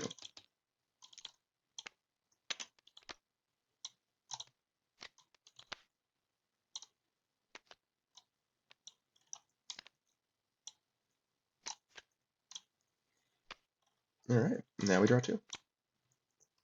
Ooh, Throne Room, that's good.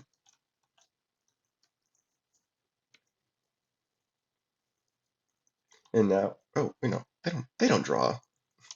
It's not their turn. It's their turn. I get that mixed up sometimes.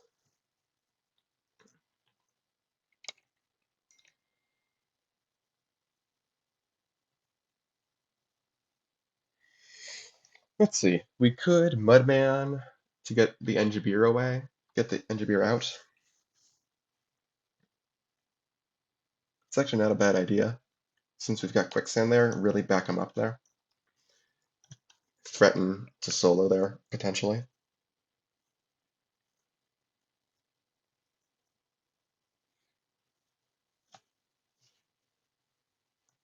We don't really want to play that with Mark of Pride because it'll just go away. So Mark of Pride gets discarded.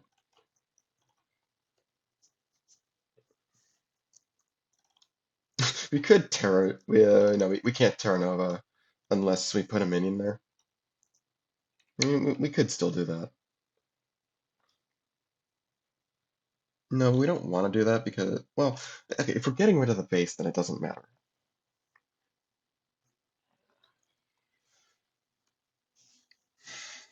Hmm.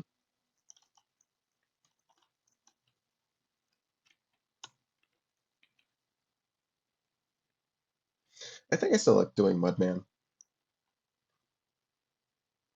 Then we can put Mantis Claw on something. Oh, we can put it on the Petra. And that'll prevent them from drawing 2 instantly with Central Souk because the Yeast Beast is only 4.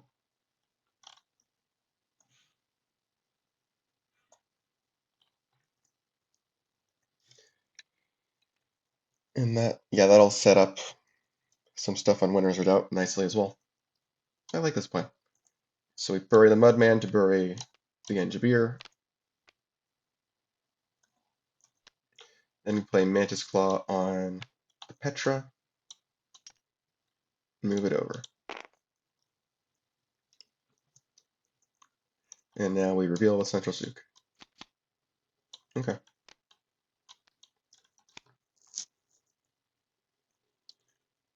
Alright. Power's normalized here. Breakpoint goes down by 1. They could still uncover the Yeast Beast. They've got 2 minions buried here, which is a bit of a concern. With Quicksand especially. But the Yeast Beast might still be better.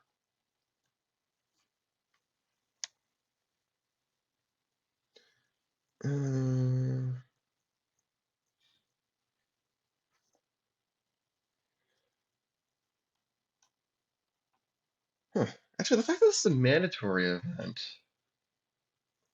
But, I'm actually not sure if they do need to have the Petra there or not. Because the Uncover is an optional event.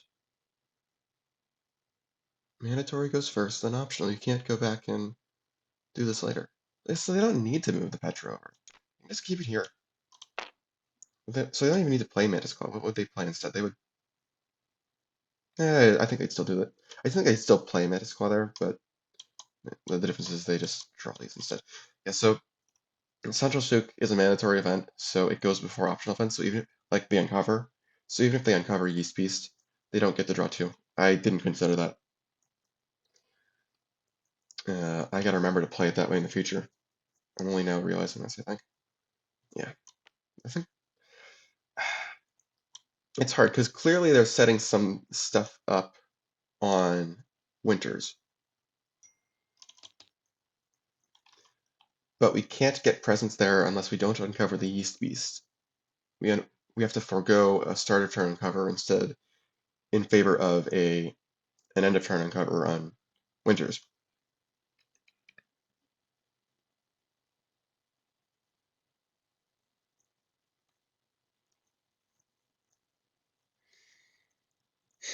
Can we just break Winters maybe?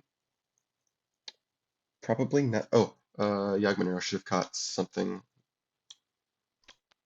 Yeah, we'll have a catch. Talk with that.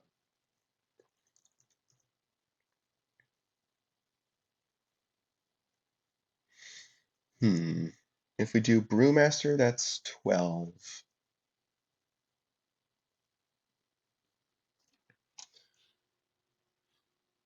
Yeah, I don't think we're in a situation to be doing that. Yeah, I think what we do is we just uncover the Yeast Beast anyway.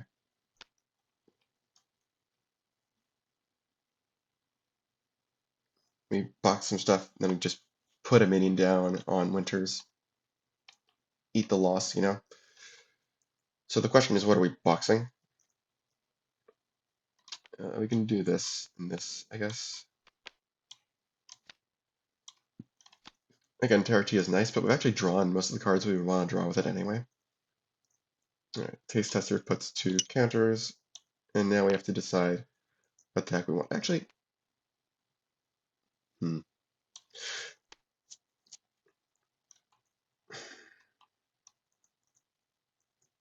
yeah, I'm gonna say we can't.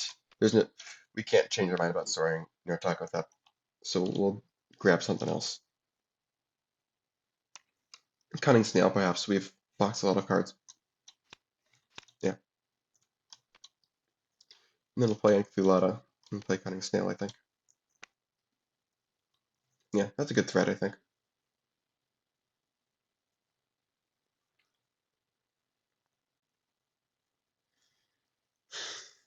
Yeah, I think I like that.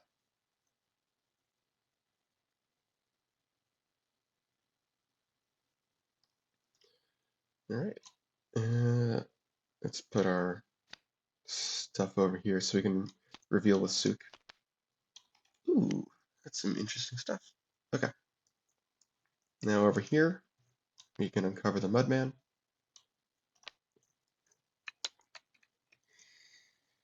This is gonna go. Breakpoint's gonna go down to 17 on our turn.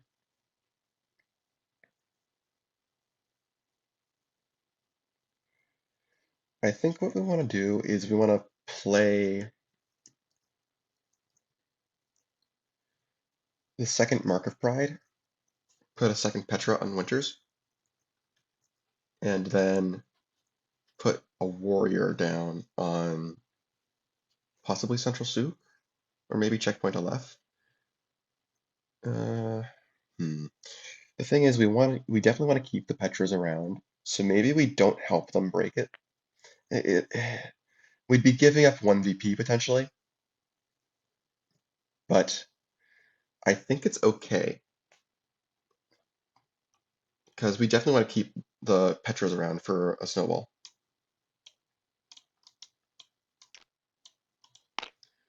So yeah, we're going to play Mark of Pride to play a Petra. We don't have any warriors there, so it doesn't get any boosts.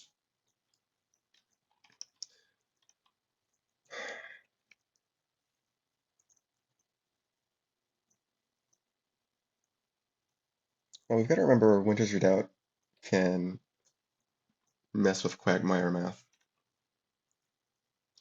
So now the breakpoint's going to go down to 16.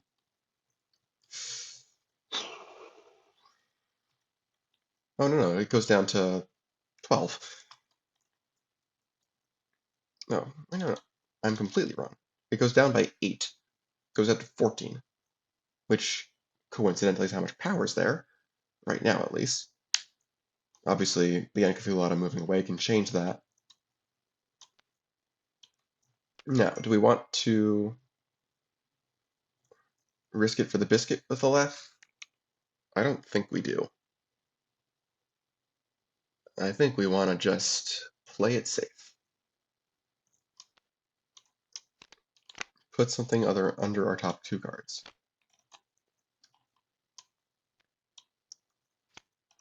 All right. Cool. Yeah, we would have discarded, I mean, a golem, but still. And we've got minions to play on checkpoint now. Okay. Breakpoint goes down by 4 for each marker pride because they got 4 minions there, so that's a total of 8. Okay. These guys draw 2 cards. Cunning Snail has we've got box 9 cards, so it's worth 4. If we do this, we would definitely like to pull Enkifulotta out, because then we can just uncover something at the end of our turn to maintain presence there.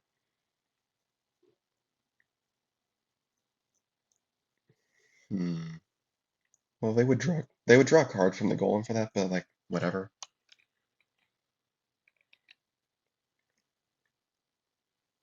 Is there a tempting Chaos Idea target? Can't use that. Potentially stockpile, but we draw so many cards already. Geomancer, I don't think the 5 madness is worth it.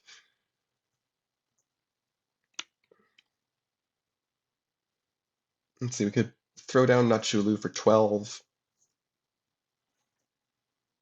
Then we have Perfect Pour. We've boxed a lot of stuff. Yeah, this would be 12. Perfect Pour would be 15, 16, 17, 18. Yeah, simple enough. Nachulu. And that's a 4 VP solo, which I think is pretty nice. Then we play Perfect Pour. We'll box maybe the 2 madness we just drew. Yeah, I'm kind of thinking the 2 madness we just drew. I don't really like.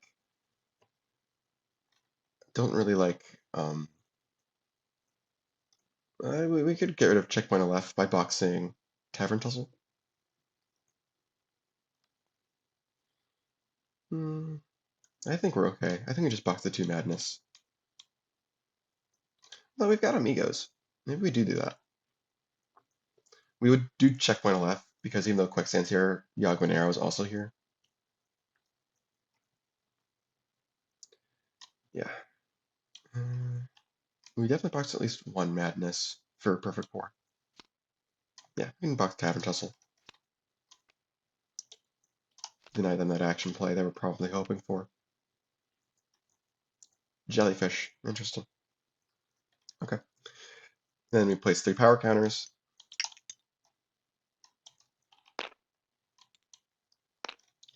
And then Enkifulotta can react to move over. Alright. Simple enough. And yeah, these guys don't have any specials. Yeah. They can move the Petras over now if they really want to. They can't move them to Sook, but they can move them to Gargantuan Jellyfish. Is that an issue for these guys? That would be 7 power. That could potentially be an issue. We'll see what happens. But yeah, they'll definitely move over.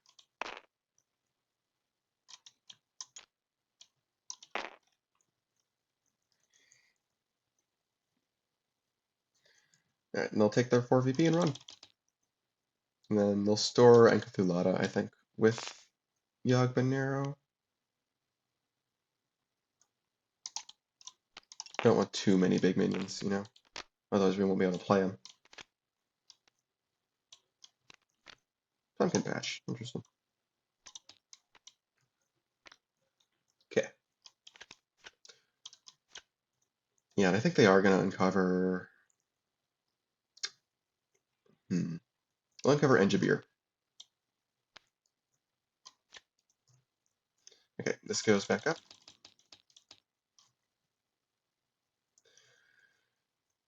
This is currently slated to go down by 6. So if they add a bit more power there, then it'll break on their turn. And they've got Pincer Attack to stop small defenders.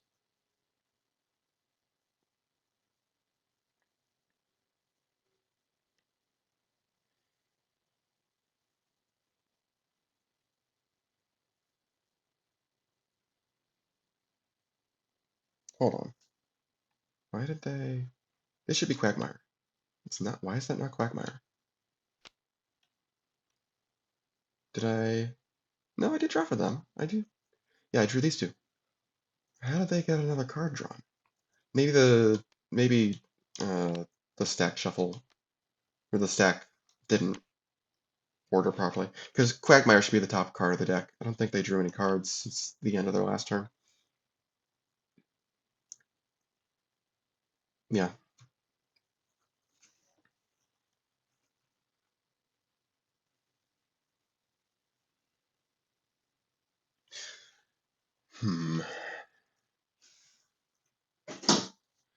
We could Terra Nova Winter's Redoubt. Slow them down on uncovers even more. Kind of like that idea. And then we play something on Jellyfish to force the issue there. We've got Pincer Attack to destroy a 3 or less. No, 4 or less, actually. That's not bad. You can put down a Petra there. Get the power counter from Mantis Warrior. Yeah, I like this idea. And then we'll do Terra Nova. Well, actually, we learned last game that Chaos Idea very much likes Terra Nova. So maybe we leave it alone.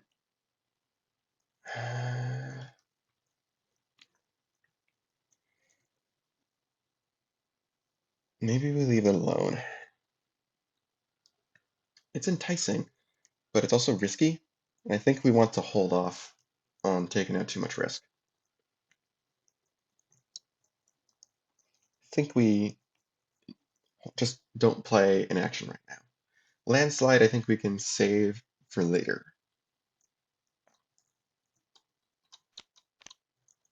Okay. And we've got minions to populate Gargantuan Jellyfish's plays.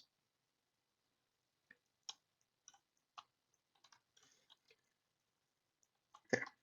Mark of Pride sends the breakpoint plummeting.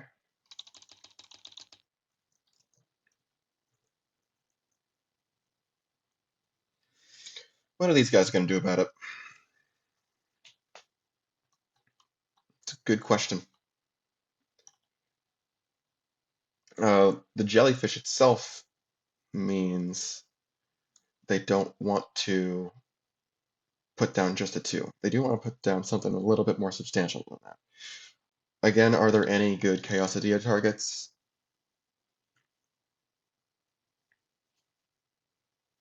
Yeast Beast, I suppose. Storing a minion, at least, is, especially a bigger minion, does guarantee that they'll get VP at least. That's kind of nice. And then we can destroy the warrior with the ability so they can't move all the Petras away. It's not a bad idea.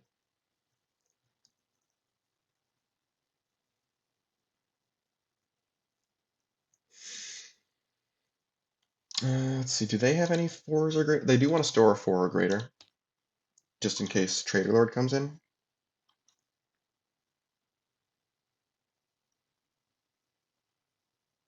Geomancers not worth. So yeah, they'll just do Chaos Idea, store Yeast Beast, because they want that 3 VP. They definitely do. And we have to draw 4 Madness. 1, 2, 3, 4. And then what action are we doing? I mean, we could Eye of Asadahoth, but I think we've got a pretty good plan here. Because we will have the opportunity to play Yeast Beast before they get an opportunity to do anything. So what's our normal action? Yuglapeño, I guess. Put it on Pumpkin Patch. Alright. Gargantuan Jellyfish is scoring. They will destroy the Mantis Warrior.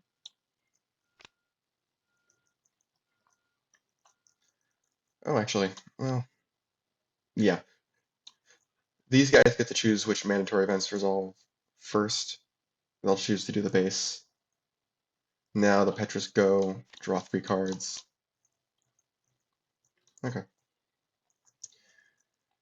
And now we play the Yeast Beast.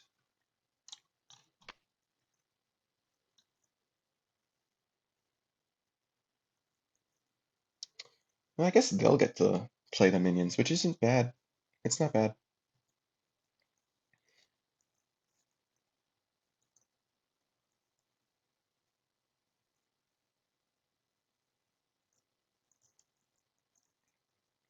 Okay. Yeast Beast will box 2 Madness to grab.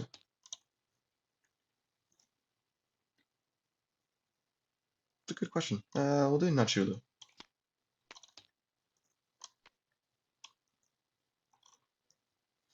Now these guys can go.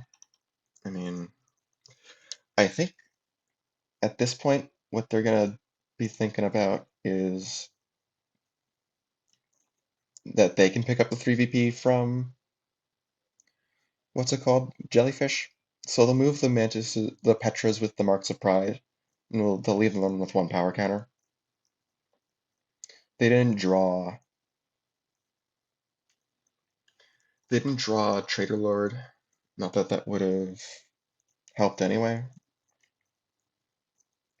Wouldn't have gotten a solo. So they'll let them have the minion plays, even though that is definitely really good for them. Fortunately, we're going into their turn. Maybe we can force them to not play something on Winters? No. The only thing that could mess this up is Call Out of Spice, but Call Out of Spice is in the box. That's the only from hand special they've got. That wouldn't even do anything because none of the amigos are out. It would just draw cards. Okay. 2 VP, 3 VP, minion plays. They'll play Brewmaster, definitely. Oh, no, yeah, we didn't store anything with Dogmanary yet. We'll definitely play Brewmaster. I think we will shuffle our discard pile in. And then we'll play an amigo, I think. We do want to play something. We could play Nachulu on Winter's Redoubt to score it. Yes, that would score it. And that would get the Petras out of play. But it doesn't win the base. And this late in the game, I think actually winning the base is important. So we'll throw an Encathulata down for extra presence there. Alright, I like that. Chaos Ideal gets stored with Yogg-Monero, Yeast Beast goes away, Petra goes away.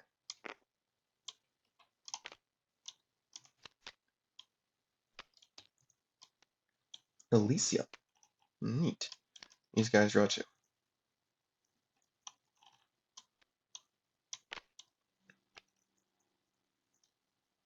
And we can now uncover the Encathulata.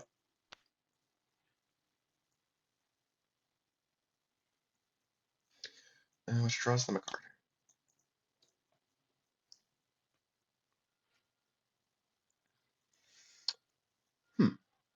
Hmm.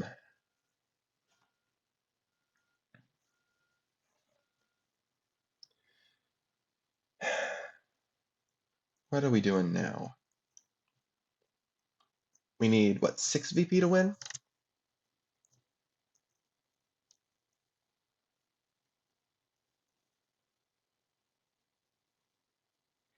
We don't necessarily want to give them the 3 VP if we can help it, but I have a feeling that we need to score Winters now. Let's see. We've got Pincer Attack to take out one of them. We can use a landslide to bury some of them, but we need, if we want to guarantee that this works, these guys need to discard 1, 2, 3, 4, 5, 6, 7, 8, 9, 10, 11. So they're gonna be discarding something. They can discard an Amigo to force this to break on their turn, unless they move away.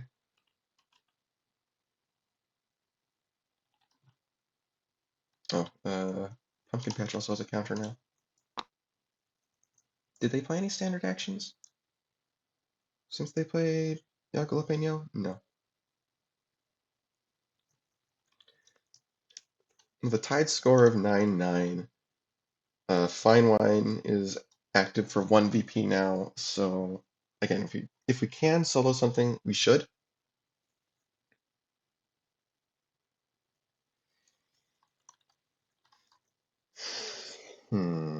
This is tough.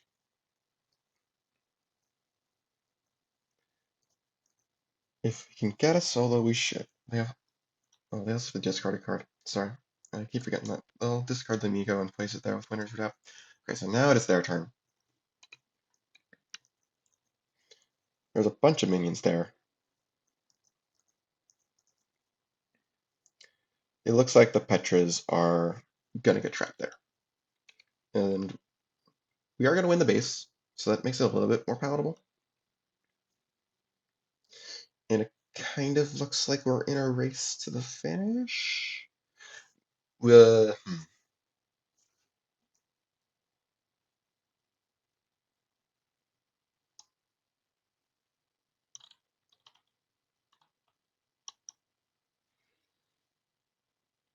Let's see. Could Mantis Lord potentially do some work? This is dangerous. We should probably defuse it.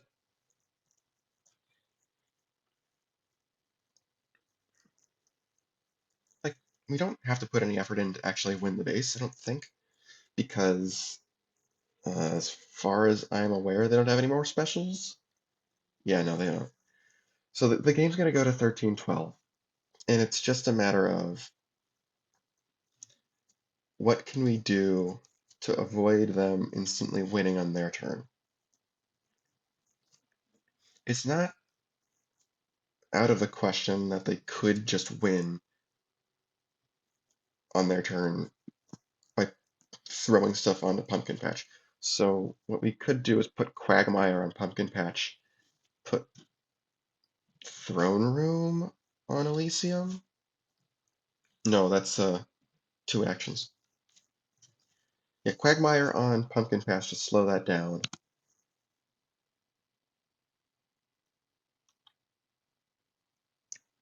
And then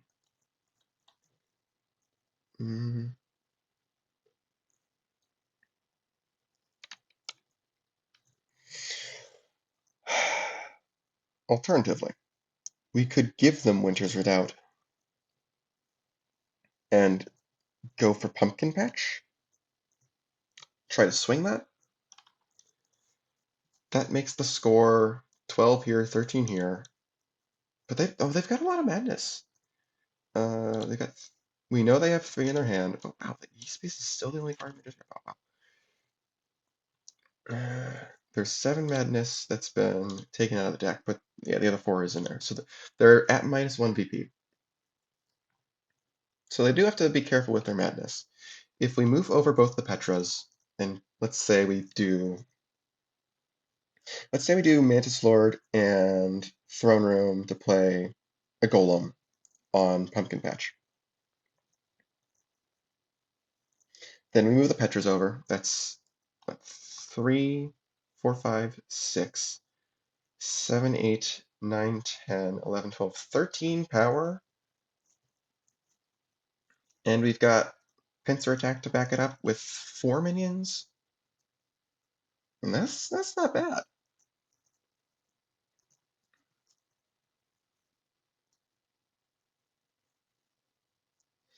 The only concern there is that it allows them to move an Enkuthulata over to Elysium, which could definitely help them overcome the stuff here. Pincer Attack also doesn't like Pumpkin Patch.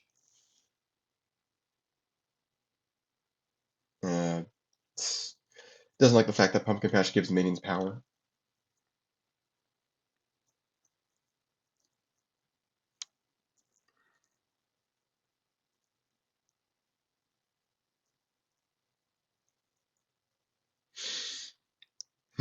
If we Pincer Attack away, let's say the Amigo, that leaves them with 7 power there. This is okay. So that means they can still move one of the Petras away. The bigger Petra, obviously. It's also possible they just draw Traitor Lord, which would help a lot.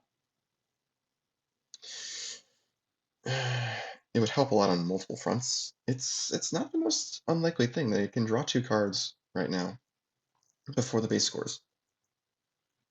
If we do Mantis Lord, Golem on Elysium, Mantis Lord, Golem on Elysium, that's 5, 6.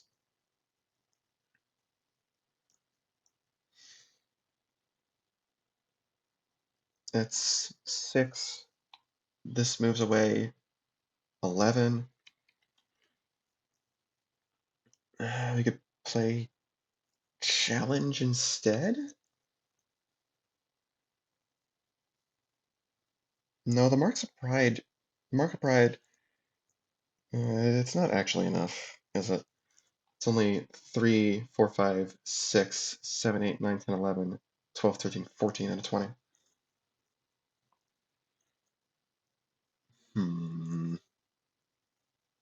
This is tough.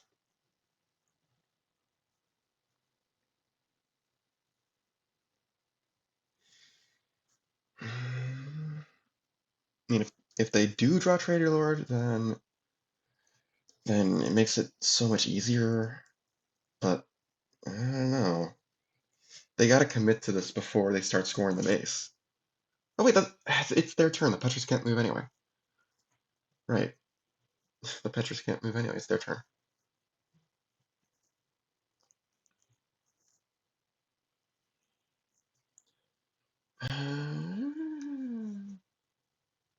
We could force Pumpkin Patch. No, forcing Pumpkin Patch to score with challenge is not a good idea.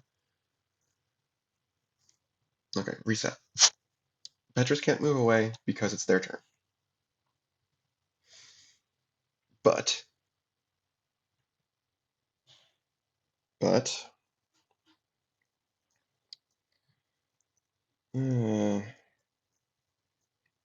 don't know.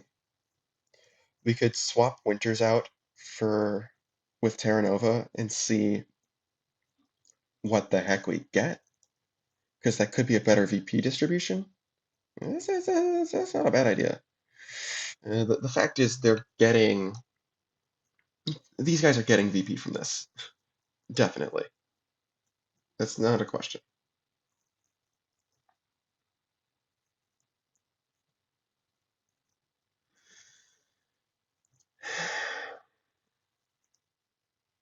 What happens if we miss and we hit something bigger?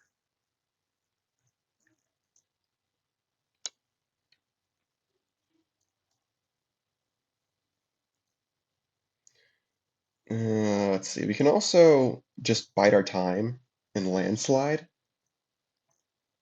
Landslide to take out I guess the two Uncapthulatas. Yeah, it's actually better than taking out the stuff on Pumpkin Patch. Or sorry, the two threes, because the Uncapthulatas are mobile and potentially more scalable.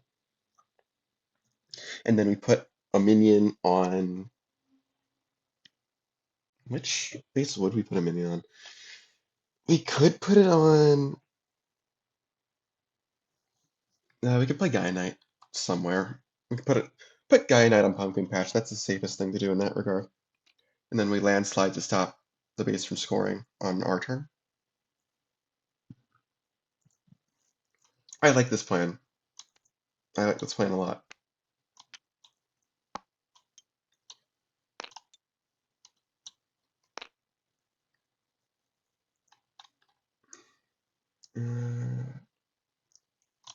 Landslide, bury those. Although, yeah, it's the recursion amigo.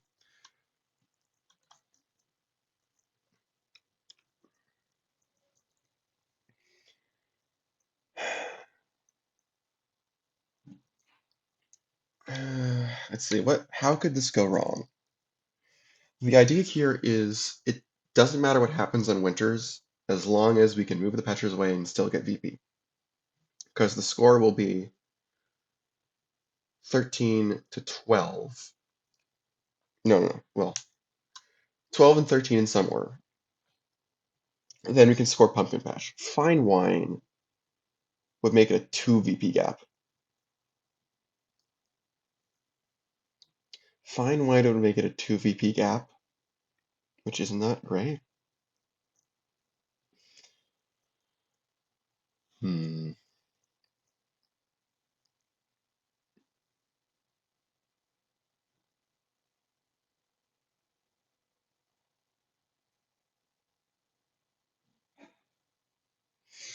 What if instead of Landslide,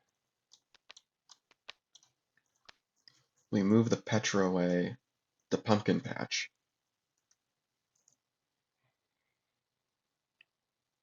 No, but we kind of want Winters to score.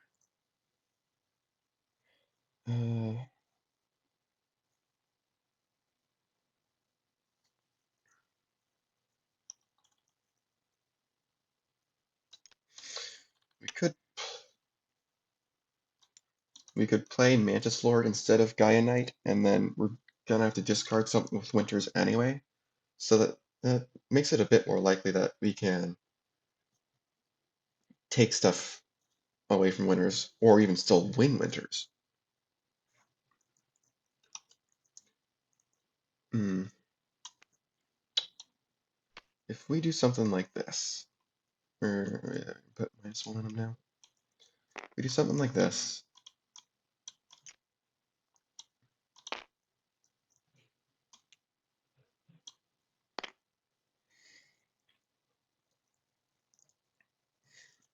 then Mantis Lord can move over the other Petra.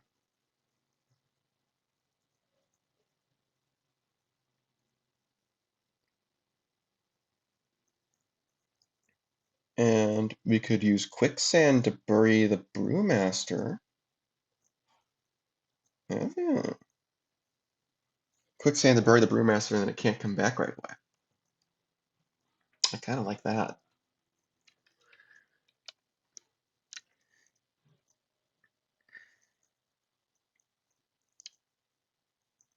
And if we bring over the other Petra with the Mark of Pride, with Mantis Lord's talent, the breakpoint would go down by 6 to 18, and we would have 7 power there. Well, 13 if they play a minion there. That does feel like it forces Pumpkin Patch to score, though, which might not be the worst thing in the world. Because it's definitely a better VP margin than we would be getting from Winters. I like this better. And Brewmaster is currently a 4 because of Pumpkin Patch, so he can get buried.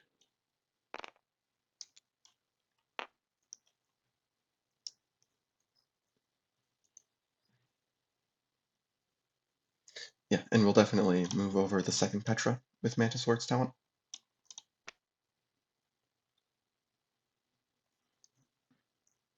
right.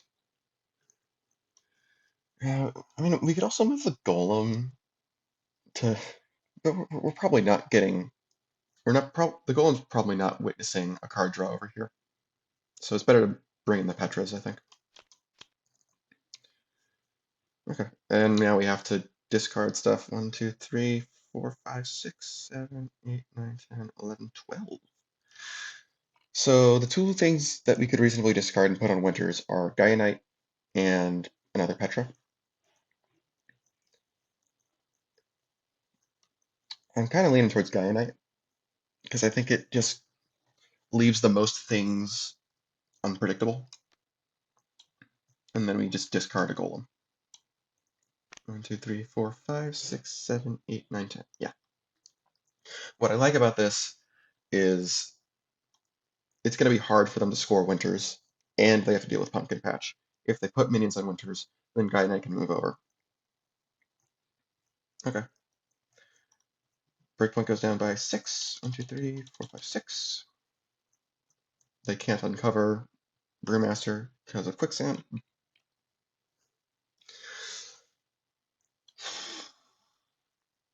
They still have to win 2 bases in order to win the game. And their madness is going to cause some issues, especially with no Brewmaster for no second action. Now it's stored under this. Okay, we can play an Agatulata with Yagmanero. We have to assume that the Gaia Knight is basically not relevant unless we manage to score Winters without playing minions there. But then we need to play Fine Wine and uh, okay. Okay. Yagmanero can play an Encathulata, and playing Fine Wine would allow it to move over and be 22 power, and the Gaia Knight would not have an opportunity to move away. The only risk is potentially getting swung. If we have to assume that they've got the stuff at this point. We need to assume they have the things. Pincer Attack could take out a 3, which would put the power back at 9, 10. So they need both Pincer Attack and Traitor Lord.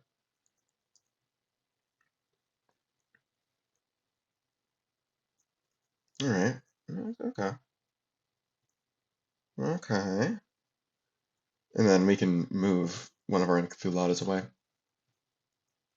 If they do have both, then the score will end up as 13 here, 13 here, which I don't necessarily like with all of this bearing down on Pumpkin Patch.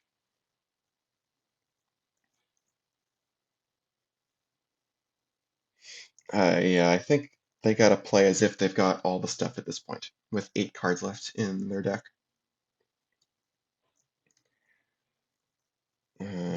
Getting VP from Winters isn't the problem, though. Can they score Pumpkin Patch? I don't think they'd want to score Pumpkin Patch. They'd rather score Winners. It's safer, certainly.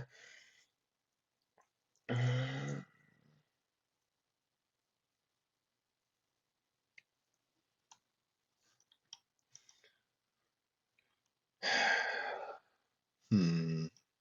They don't want more madness at this point.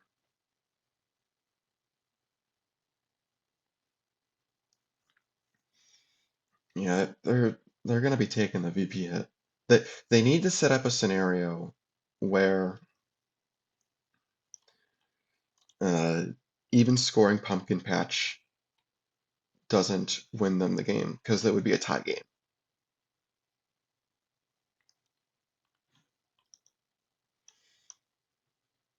Unfortunately, the only way I can see that they can do that is by gambling on winners.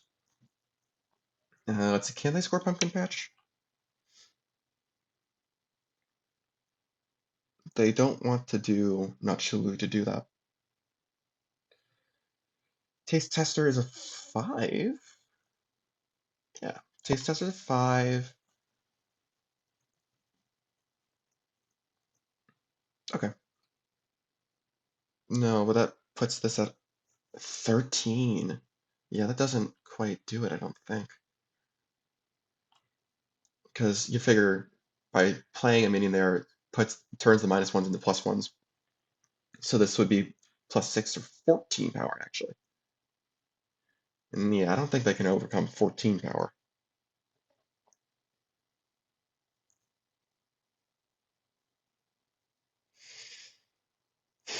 Does just playing a minion there cause that to break? Just the taste tester would go to 14. Yeah, it would. Ugh. Again, they'd have 14 power there, and the breakpoint's 18, so we can play something that's 2 or... We don't have anything that's 2 or less. Okay, we can move over an Enkathulata. No, but that would make it a 3! For 4? For part... Ah! We can play an Enkathulata on Pumpkin Patch, and then it wouldn't score. The question is, do we want to do that? That really is the question.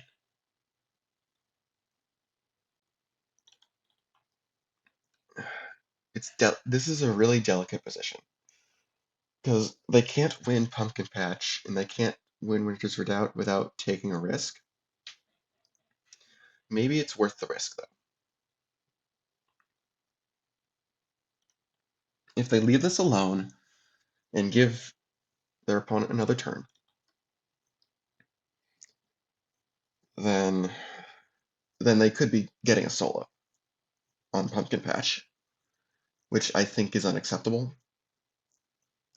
I think that's an acceptable risk. Well, hold on. Are we keeping presence on Elysium if we do this? Sorry, not on Elysium, on Pumpkin Patch. If we do what we were planning to do. Yes? No.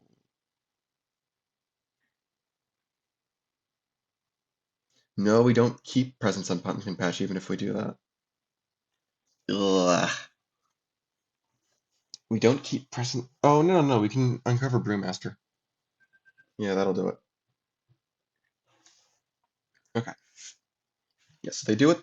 So they gotta gamble on winners, and then they can uncover Brewmaster at the end of the turn. Okay. Yagmanero will play Enkathulata on Elysium. Get this in our discard pile, restore Chaosidia.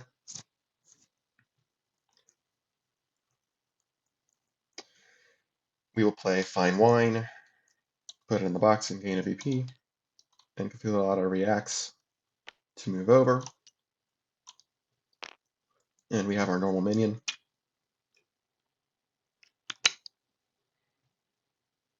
Which I think is going to be an Amigo. Play 3 Amigos. Yeah.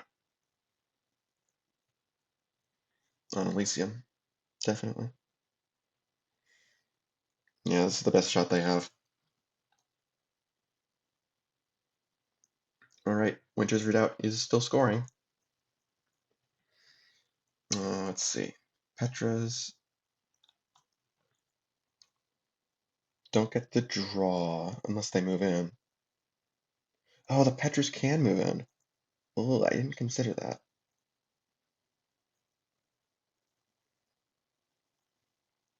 Yeah, they can move in, and they would get the draw card. How vital is it that they win Winters? I think it's pretty vital.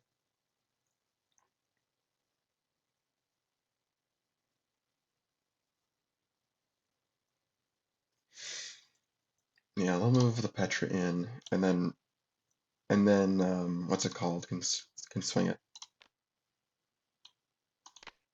Yeah. Then they'll draw a card with the Petra. Oh, look at that!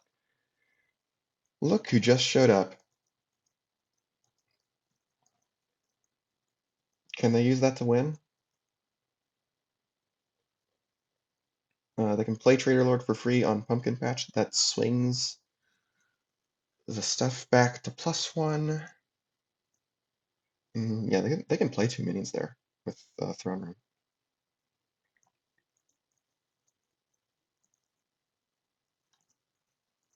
Okay, well, to start, we'll definitely do Pincer Attack. Take out one of the 4s. Take out the Amigo. That goes to Yogg-Monero.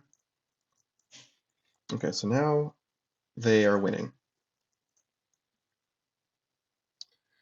Now they are winning, as long as they don't move anything away. These guys don't have any specials now. If they put Traitor Lord here, yeah, there's nobody with any attachments except for the Mark of Pride. I guess they can move over the Mark of Pride.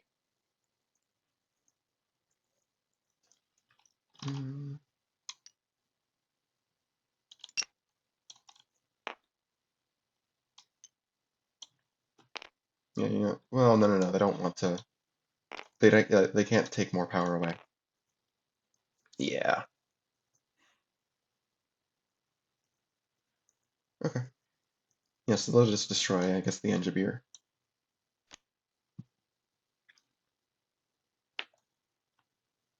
Okay, and that doesn't break Pumpkin Patch immediately. But we do have Mantis Lord's talent, so that'll help a lot. Okay. VP. 1, 2, 3, 4. 1, 2, 3. These guys will move over the Gaianite with Elysium. And Cthulhu gets stored. Yogg-Monero moves away. Man, they didn't even... Okay. Yogg-Monero being some breakpoint increase will help make sure that they can't break... What's it called? Pumpkin Patch. Alright, this all goes away.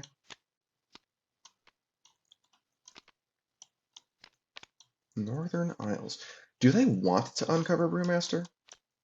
I'm not convinced that they do.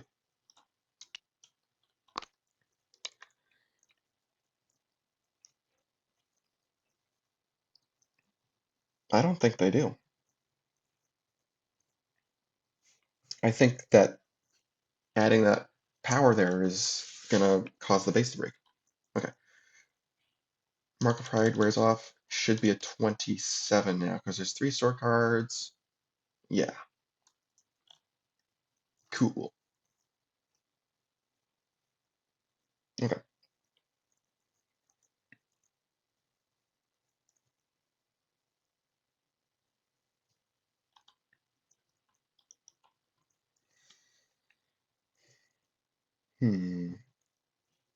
So we need to play an even number of minions here. And ideally, we would want to use Mantis Lord for extra power.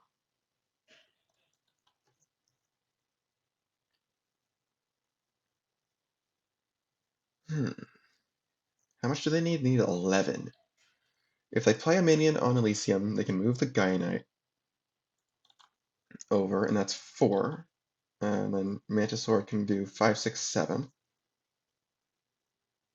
And then in action... Okay, the other option is they can play 2 minions using Throne Room. And that would be 4, 5, 6, 7, 11. No, more than 11, actually. Okay, yeah, simple enough. And they just score the base on their turn. They will play Throne Room. They'll play Mudman, which takes the counter off as the normal minion. And then their extra minion from Throne Room will be Mantis Petra, which puts it back on. So all the minions there have +1. And then Mantis Lord's talent can move in the Gaianite for another 5. All right. And that's game. Final score is 17-12 after Madness. That was a very, very close game. Uh, obviously, Geomantises drew more cards, and they did draw better. That was still pretty close, though. Game 3 will be tough. And I think what these guys are going to be hoping for in Game 3 is that the bases cause more problems for their opponent on their turn than they're going to cause for them, which is entirely possible, especially with bases like Flying Tavern and Temple of Jamal. I think there is a high potential for the bases to do these guys a big favor. We'll see though. We'll have to play Game 3 to find out. Alright, and it's time for game number 3. We're using a higher space deck. Alcoholites are going first since they lost the last game. Let's get right into it. Since Spirit Glade came out during setup, I had to do that before drawing opening hands. The stored minions are a Biakamoli on Alcoholite's side and a Mantis Petra on Geomantis' side. Both really interesting polls. An extra madness play in phase 3 is really dangerous. And of course, this is a union, so they could end up playing it as an action. Actually, no. Sorry. If they play it, it would have to be the minion because of how Spirit Glade's worded, but yeah. Anyway, we got an Engineer here. And I think they want to stay the heck away from Spirit Glade. They don't want any more Petras getting unleashed onto the field than they need. So I think they're going to go for Threshold of Tomorrow. And they'll play Yagbanero, probably also there. Alright, cool. These guys do want to go for Spirit Glade. None of their actions are good to play turn 1, so I guess they'll just not play an action. But they do have some good minions to play.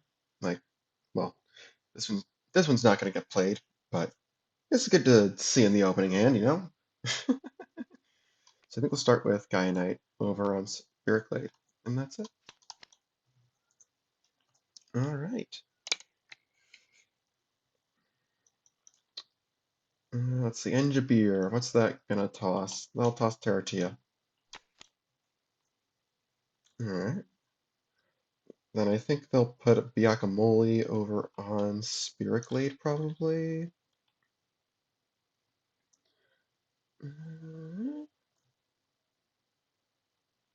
Yeah, I think I like that idea.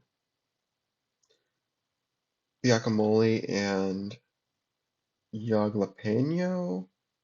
Yeah, I like that idea. Biakamoli, draw Madness. Then we get Yaglapeño. Cool.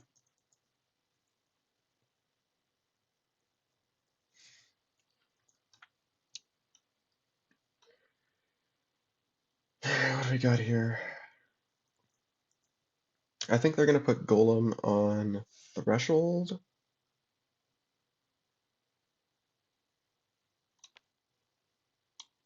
And again, not really a good action to play, but that's okay.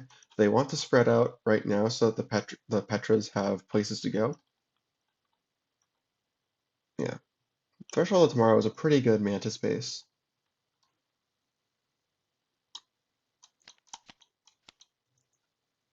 Oh man, that's also really good to see now. Engineer probably boxing a taste tester.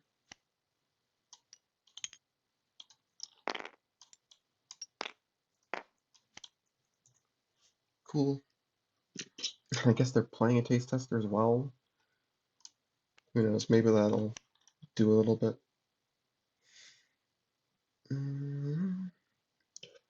Iva Sadahoth is nice, or it will be nice, I guess. Yeah, the rest of this, not great. We can play Madness. See if you draw better minions. I like that. We'll play Madness to draw 2. It'll get stored under Yaglapeño. We did not draw any good minions. So I guess we can just push Threshold of Tomorrow? Or we just don't play a minion at all?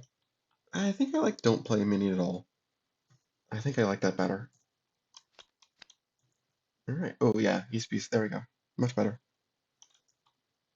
Okay.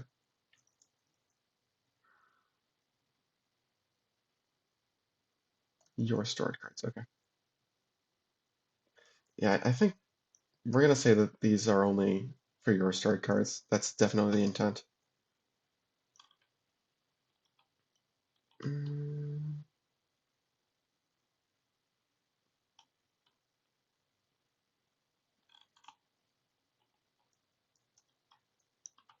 what are they doing? They could Petra it up on Spirit Glade.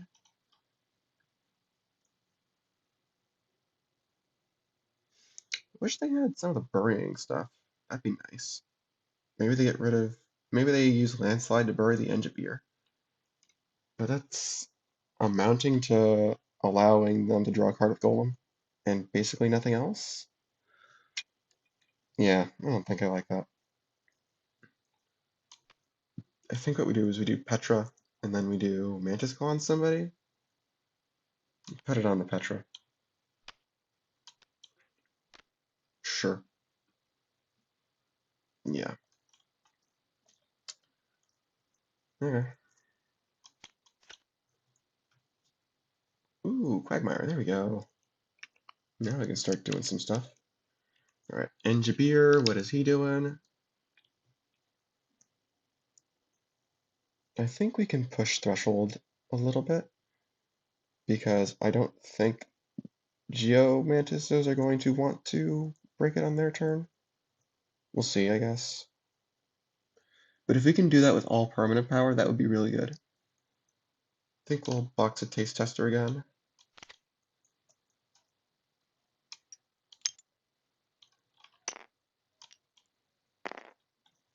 Then we can do Yeast Beast for 13. Box both copies of Gangs All here. That's 13. This would be enough if we get a Taste Tester, I guess.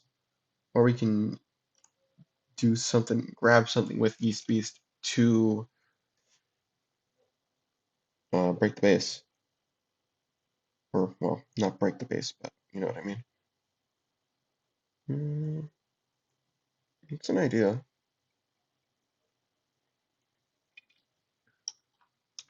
Yeah, we'll start with this. And I think it's okay if we miss on a third Taste Tester, because I don't really want to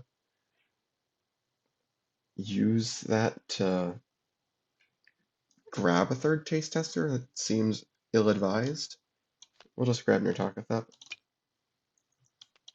Shuffle it up and draw 4.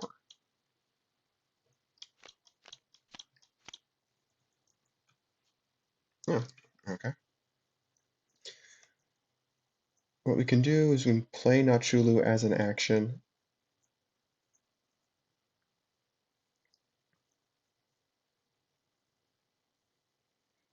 So then we have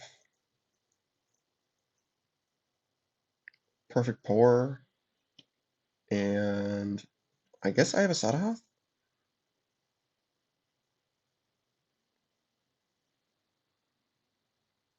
A Sadathoth, whatever. Oh, I've also got Colorado Spice. That's just more draw power. Yeah, either way, I think we're playing Nachulu as an action. So it's going to get stored. So now we have 2 actions.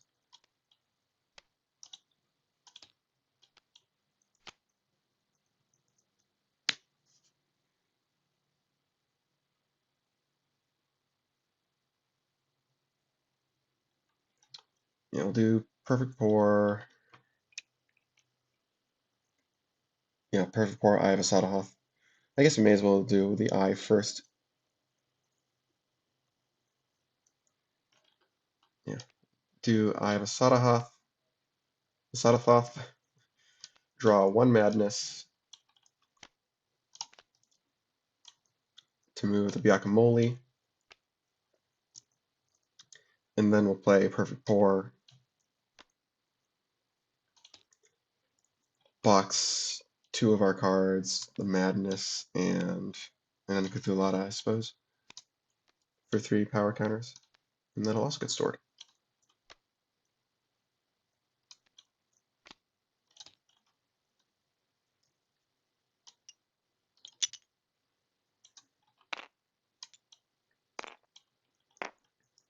Okay. And that'll trip threshold tomorrow. This all goes, the energy goes away, it stops it from scoring. Alright. That's it for now. I think it's pretty well set up. It'd be hard for a Geomantis to break through this. It'd be expensive. Can they do it though? They might be able to do it.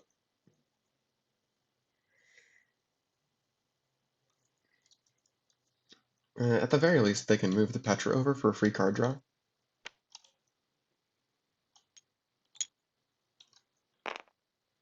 And this is pretty much literally free. Traitor Lord would take out the Engibeer and steal its power counters. Yeah, that's swing it, huh? That's actually funny. That seems pretty worth. Yeah, I mean, it's kind of unfortunate the way it's shaken out for them, but uh, yeah, I think it's okay.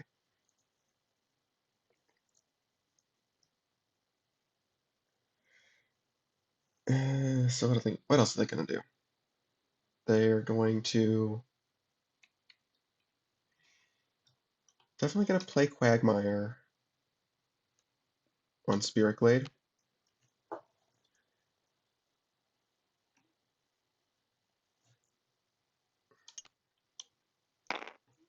Oh, this does. You know what this does do? It does mean that we can't move our Petra away, so it's actually not free. So that's actually an argument for using the Mudman to bury like the Guacamole.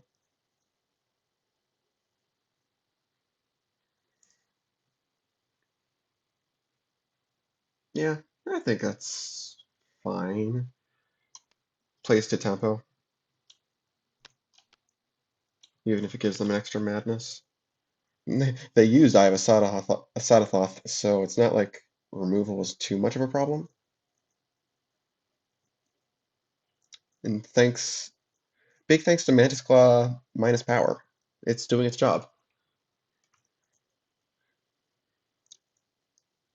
Yeah. All right. Base does not score. We've got our ace in the hole. Okay. I'll definitely still uncover Guacamole. They will definitely still draw Madness. Engineer will definitely still box something. No, this goes away now.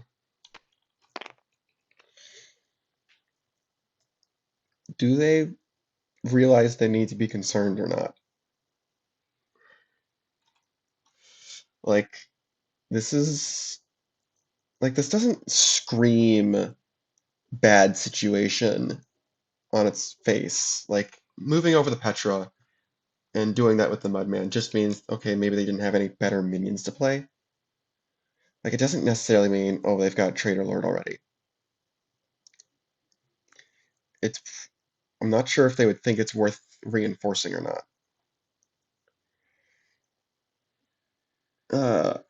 What they can still do is they can still play one of their leaders on probably Takatulu's Bell. Actually, no. Spirit Glade is still safer, I think. Yeah, it is.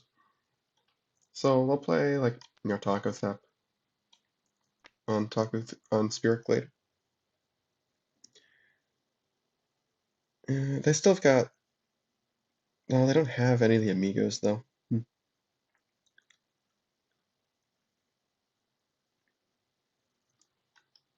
let's see, they could discard all of these to swing the breakpoint down to what is that, 21.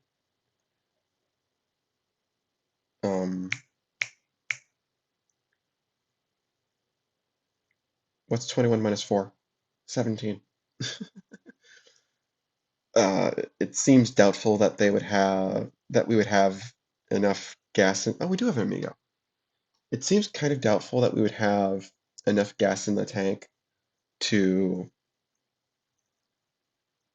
break Spirit Glade after that. What if we play an Amigo? Play an Amigo and Taco through those battle. And then we have Colored Out of Spice just in case. Oh, did I box with NGBR? I don't think I did. Right? Because turn 1 it box this, turn 2 it box this, turn 3 box that, East Beast box these, perfect 4 box those. Yeah, no. We did not do that. Box Dash of Madness.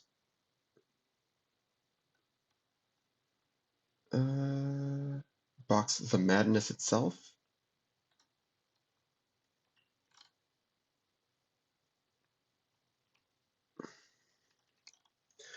Okay. If they do have Traitor Lord, then how much will they need to commit to make him not a problem? Because Traitor Lord would give them, what, 13 power? 5 plus this 4 is an addition of 9. Yeah, 13. And they'd be at -7 for 9. That's hard. The swing would go from 16-4 to 9 to 13. Like, that's kind of hard. They'd have to commit 5 extra power there. That's kind of bad. I mean, yeah, Color Out of Spice helps a lot.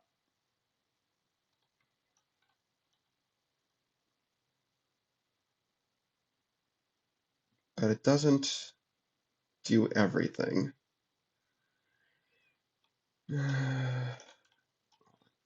Before we play the Amigo, we should box with Engibeer. Just box Dash of Madness. That's fine. Actually, no, if I'm going to bother boxing Dash of Madness, I'll just box the Madness itself. Okay, Cunning Snow. I think now they play Amigos. Make them at least think twice before doing it.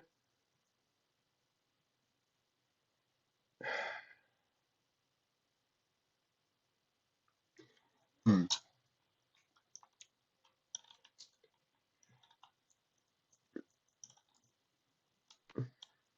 Uh, Maybe we just make a play to break Spirit Glade on our next turn if they do that. In which case we'd probably want to do Nyarlathotep. Yeah, we'll do Nyarlathotep and we'll do Cunning Snail. Get this for super cheap. Sure. Yeah. If they've got Traitor Lord, they've got it. It's not too likely though, with more than half their deck to go. Alright. Threshold of Tomorrow will score normally. Petra's got to go first. Uh, they do have Traitor Lord, which will definitely be used. This gets stored into Yagmanero.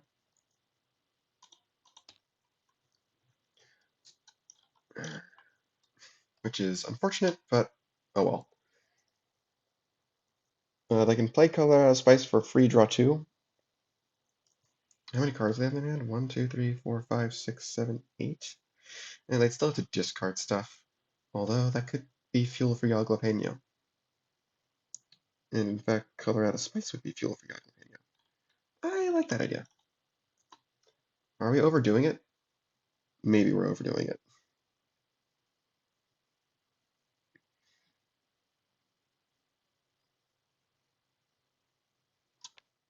I think we'll do this. This gets stored.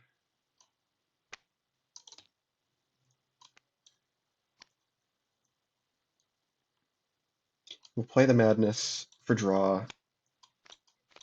And just put it back in the Madness deck. I don't think we need to go that overboard. Okay. Yeah, okay. Then the Petrol move over here. Unfortunate, but oh well. They didn't get soloed, so. 4 over here, 1 over here. These go away. Actually, one of them gonna get stored. And Yug Banero. Oh, it doesn't matter where it's gonna go to. Put it on Taco Thulu's Bell. I don't think that. Yeah, they've got Terra Nova as far as action destruction goes. But now Traitor Lord's at least gone. Oh, I should have played Stockpile while they still had 3 minis there. Yeah, I'm absolutely going to do that. Yeah, a draw 3 on Stockpile is good enough to be worth pursuing. Cool. And now they draw 2. The players whose turn it is. 1, 2, 3, 4, 5, 6, 7, 8, 9, 10, 11. Yep. They will discard something and it'll get stored.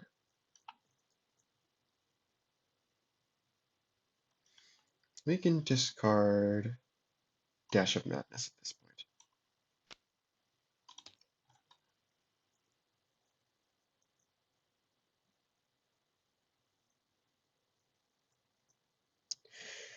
Alright, now for their turn.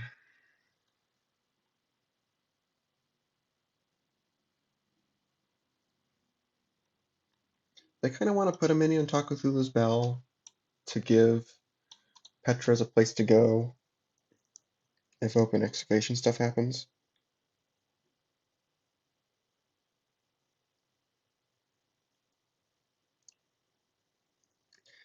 Maybe what they can do is they can put Mantis Lord down on Spirit Glade,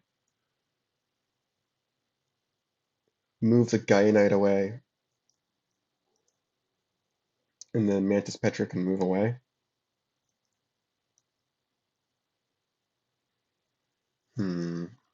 If both Petras move like that, then open excavation would score, so maybe put them on Taco Thulu's Bell instead. Sure. We'll play Mantis Lord, Gaia Knight reacts to move away. We'll use the Mantis Lord talent. Place a counter on the Mantis Petra. And I don't think they really care about losing that base. It's kind of, it just is what it is. They can go for Taco Thulu's afterward. So they played a minion. Like, sure, let them get it for cheap. It's fine.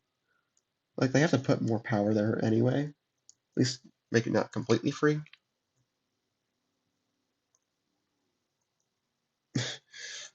Something we could do is put challenge down on Taco Thulu's Bell. That seems perhaps unwise, but it is certainly a thing they could do. With, let's see, what, 6, 7, 8? We do know what these are. It's Engie, Beer, and Guacamole. Like, it feels like there are a couple of things that could go wrong there, even if we move over the Petra. Like, that's only 7 power. And, like, it does kind of matter. But at the same time, they don't have better action to play. I feel like they should just do it. Um, yeah, I feel like they should just do it.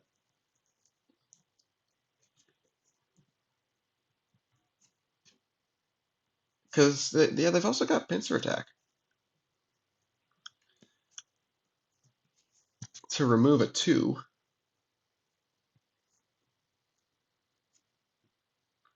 They've got Pincer Attack to remove a 2. So they're gonna have to put in more effort than just that.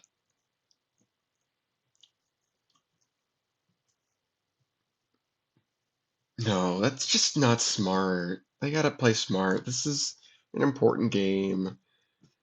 Yeah, it's too important of a game for that, for shenanigans like that. Yeah. As funny as it would be, I'm not gonna do it. So I guess they're just not gonna play in action? Yeah, quicksand doesn't make sense. Landslide, I guess, could make sense. Oh, did Quagmire come down? Yeah, they got to discard. They could have just discarded when one of the cards that they discard at the end of the turn instead. Yeah, we'll say they did that. Oops. I'll try to make sure I remember that in the future.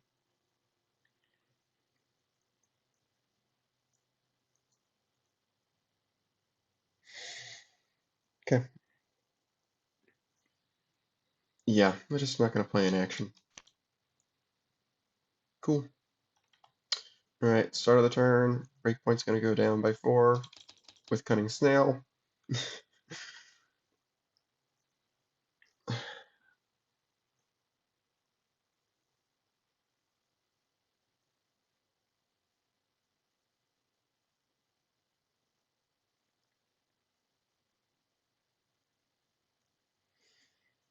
What else are we going to do? We can drop the breakpoint by a total of 12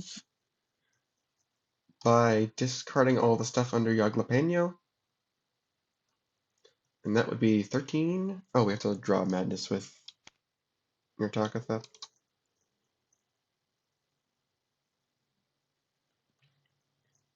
And then we can just use Cheers in order to actually win. Yeah. They should put something else there. Just, I don't know. The Guacamole that's right here will make sure that Pitfall doesn't ruin their day. Yeah. Yeah.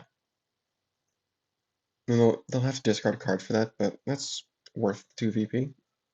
I think discarding a card is generally worth 2 VP. Okay. So they'll discard all 6 of these cards. One of them will get stored again, so we can play Enjabir.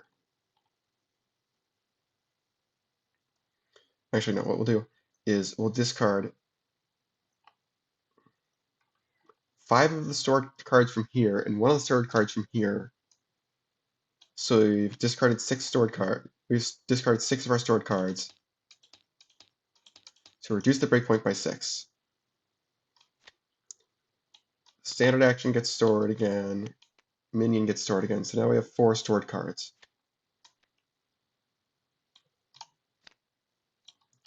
Yaglapeño will discard 3 of our stored cards in order to play Enjabir on Takafulu, and now we have no stored cards, so this breakpoint should just be down by 10 for a total of 11.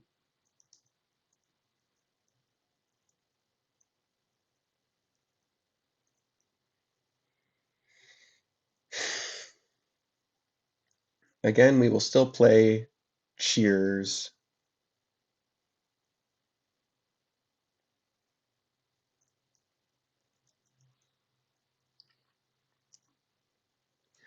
We will still play Cheers to make sure that we win the base before specials are taken into account.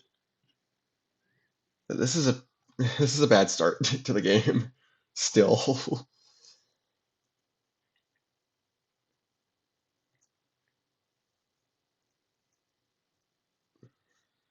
Just a question of what do we want to throw into the fire. Chaos at Dia, perhaps? I wish we had the extra minion play, amigo. Oh well.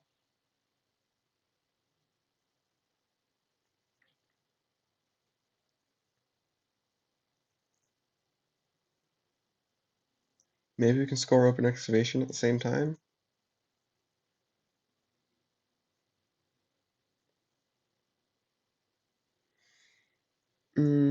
if we play 3 amigos, your Tacolytes will allow the Black Mole to both draw a Madness and play a Madness. So yeah, we can do 3 amigos instead of cheers. 3 amigos and Madness instead of cheers to double score open excavation, instead of putting a bigger footprint on Taco Thulu. This all good. That's the stuff in the box. Sorry. Don't want to forget. Don't want to mix those up. Yeah, let's do this. We'll do this. So 3 power counters. Yeah, we'll do 2 and 1.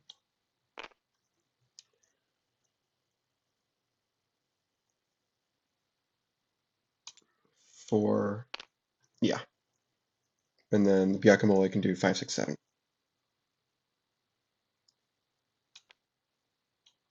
And I think we'll return this to the Madness deck. We don't want to do too much. How much Madness have we boxed? 2. So we've got 1. We've got 1 taken out. Yeah. Alright.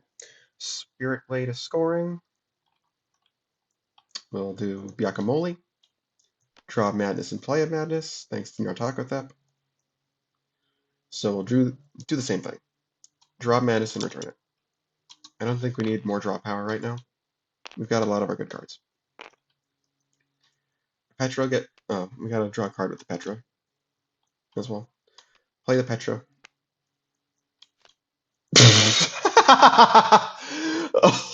Oh no! Oh no! Oh no! Oh no! Oh, I feel bad. Because now they can move the Petras away and use Pitfall to take out Nurtakothep for scoring purposes. Oh no. Oh, I feel bad. Oh no. But they absolutely should do that. Oh man, I knew something wild was gonna get pulled with that last Petra. Oh no. Uh, yeah, they're gonna do it. Oh, I feel so bad. And this is why they left the 3 there. Because now the Petras can both move. La-di-da-di-da. All the way over to Taco Thulu. I'm gonna get some tacos. Scoring at 2 to 3 power. You love to see it.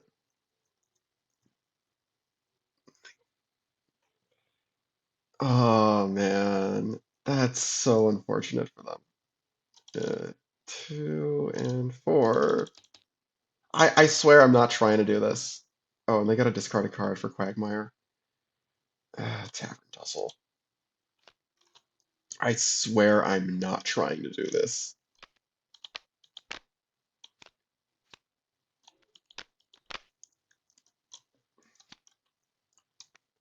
Tacothep stays on the replacement base. Dark Thicket. Oh, it's awful. Oh, oh no.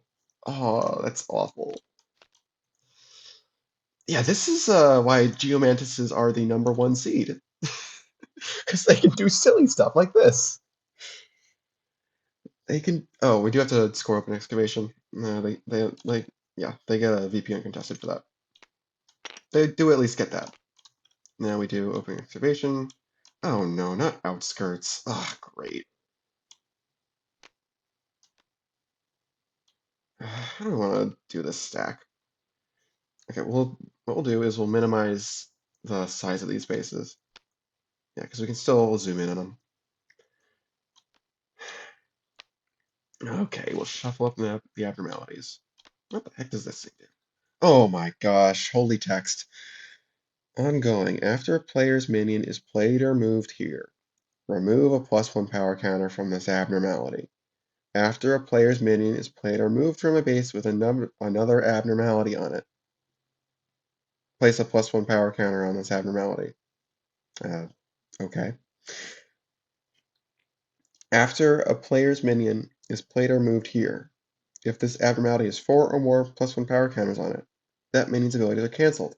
It can't be moved to another base, and remove all +1 power counters from this abnormality. Okay, so that's just a blank 2. Okay. Yeah, we already drew their cards, so now we come back over here. Oh man. Oh. Oh.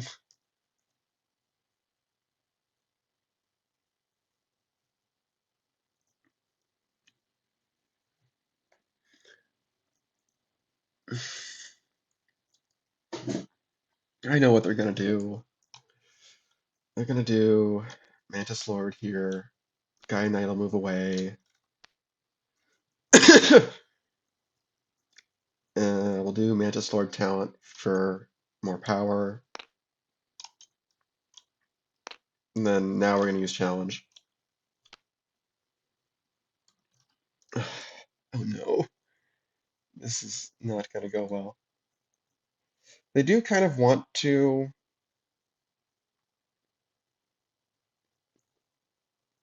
uh, win the base. That's what I was trying to say. But like they've got Pincer Attack still. Granted, that's the only thing opponents got to worry about. But and if they do lose it, like it's not the biggest deal in the world.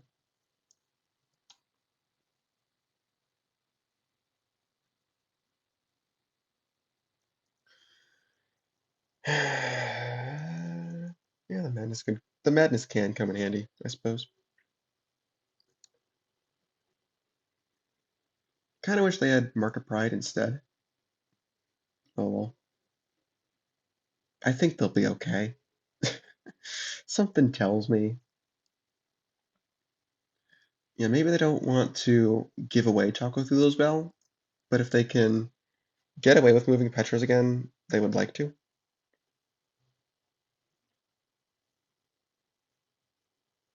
Maybe we play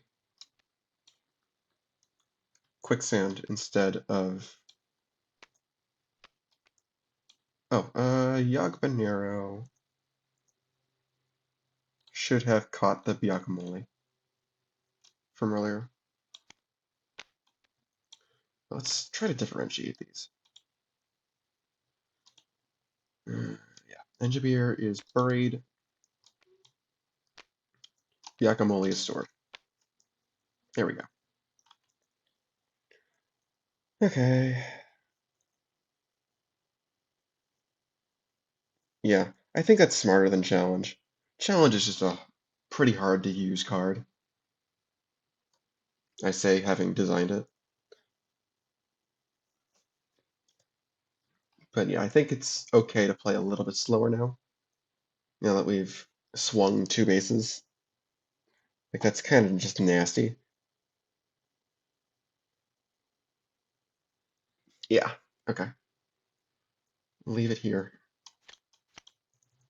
Oh, there's Margaret Pride. 1, 2, 3, 4, 5, 6, 7, 8, 9, 10, 11. Discard Mudman. Discard Challenge. Yeah.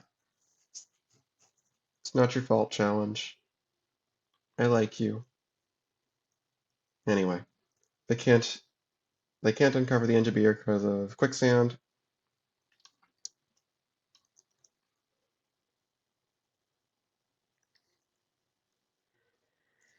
They can uncover your Tacothap. He's just gonna get cancelled. Can they break Dark Thicket? I don't know, maybe. If they can, that would be good. Help them catch up. That would definitely help them quite a bit. Although they might just be trading solos at that point. Who knows?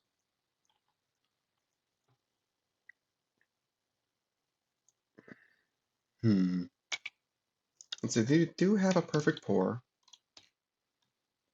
which could box, I don't know, Madness and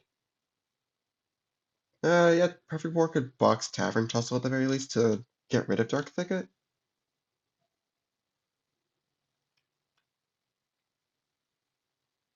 It's not the worst idea. They definitely prefer to just break it. Let's see. Nachulu would be 11.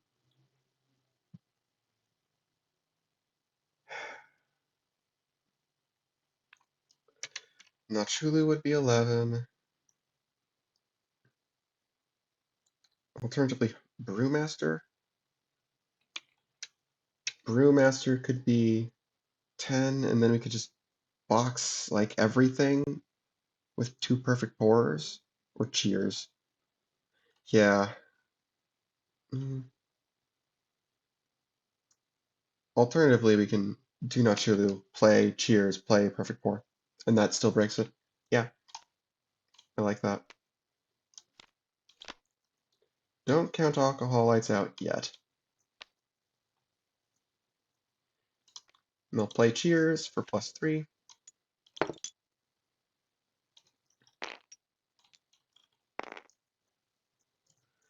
And they'll play perfect pour. Definitely box the madness from their discard pile. Box the madness from their hand, I guess. Yeah, they'll box the madness. Yeah, they'll box the madness from their hand. For 3 more power counters. Okay, yeah, they're not out yet. They're definitely not out yet. Alright, yeah, that's just an uncontested 4 VP.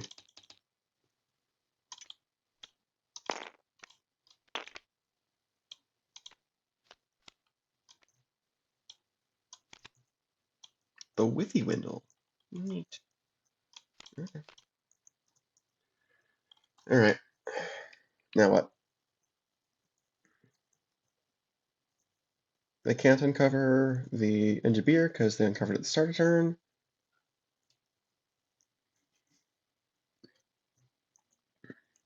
That is annoying, obviously.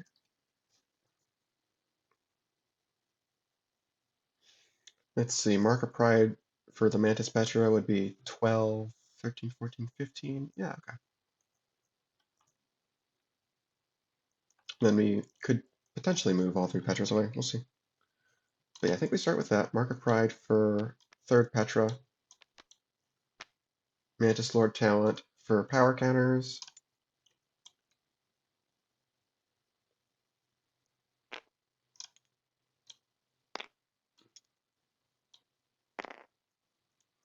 And then Minion.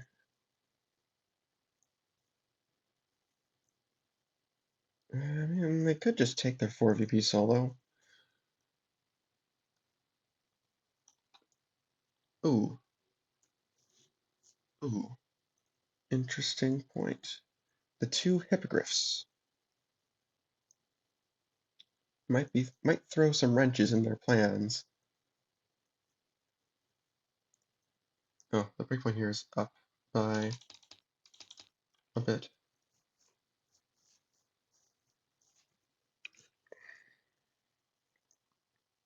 We do have to be a little wary of Hippogriff.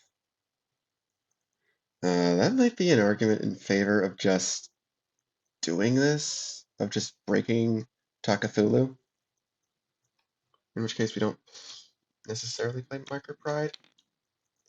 Just taking that 4 VP solo is kind of important, I think, because then they can build up pretty safely. The madness they can just get rid of. It's not the best, it's not the worst.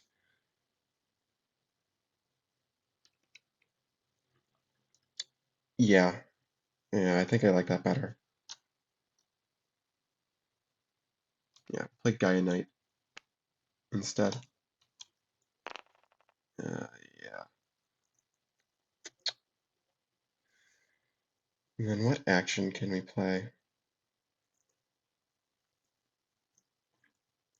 Yeah, we can use Rock and Roll, force them to uncover that, and no matter what happens with the Hippogriffs, we can still Pincer Attack it away again.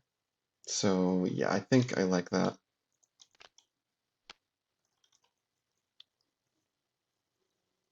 Which means I guess they don't need to play a Gaia Knight. No, they do want to play a Gaia Knight. They could play Mudman instead, I suppose. Yeah, they'll play Mudman instead of Gaia Knight. Yeah. Alright. Yeah. Alright. Talk with who's battle scores. Ultimately what's going to happen is there are only two minions of power 3 or less here, the Mantis Lord and the Engineer. And both are going to get destroyed by hippogriffs. Oop. Goodbye. And goodbye.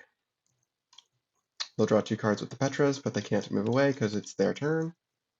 Ooh, that's some good draws. Okay. Yeah, they don't even need to use Pincer Attack. They don't even need to use Pincer Attack. And they'll just take their 4 VP and their 3 Madness.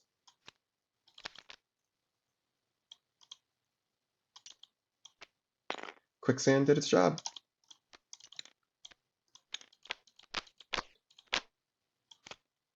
Yagmanero does get to go to another base. It doesn't really matter.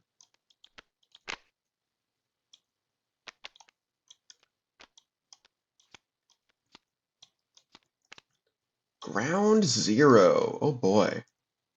I'm glad they didn't get into the open excavation stack. Okay. Draw 2 for turn. Now I've got to discard some stuff. 1, 2, 3, 4, 5, 6, 7, 8, 9, 10, 11, 12, 13, 14, 15. Goodbye, Golem. Goodbye. Landslide. They can get rid of 1 Madness. That's okay. I think they can get rid of Petra at this point. They only need 1 more base to win. Although Ground Zero is kind of important to win. 1, 2, 3, 4, 5, 6, 7, 8, 9, 10, 11.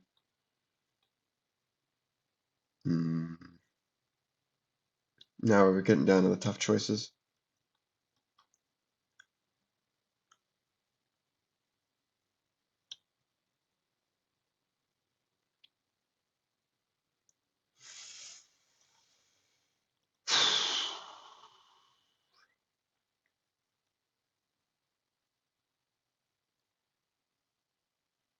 We'll get rid of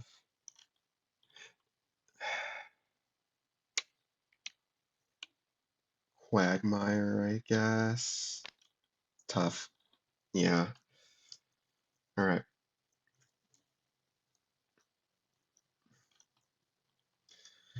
All right.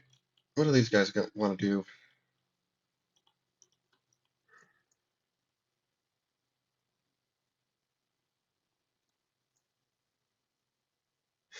Ground Zero could erase the open excavation stack and the Gaia while they're at it. We kind of need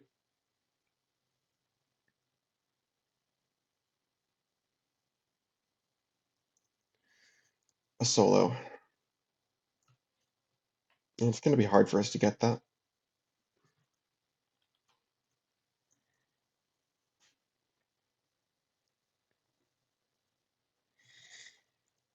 Can we instantly break Ground Zero right now? Doubtful.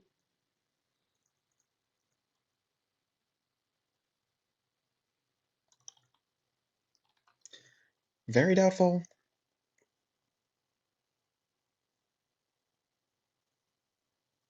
How much madness do they have? 0. Okay. Well, just the 1.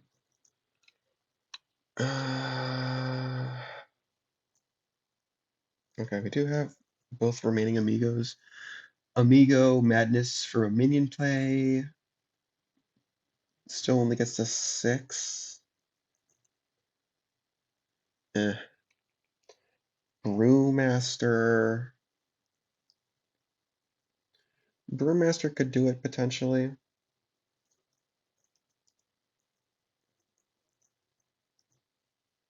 Oh, one of the minions from Dark Thicket should have been stored. I'll store Nachulu. With Brewmaster, we kind of don't want to store Notakatha. Okay, so do we have a 2 in here? We we do. Okay, so we can score ground zero.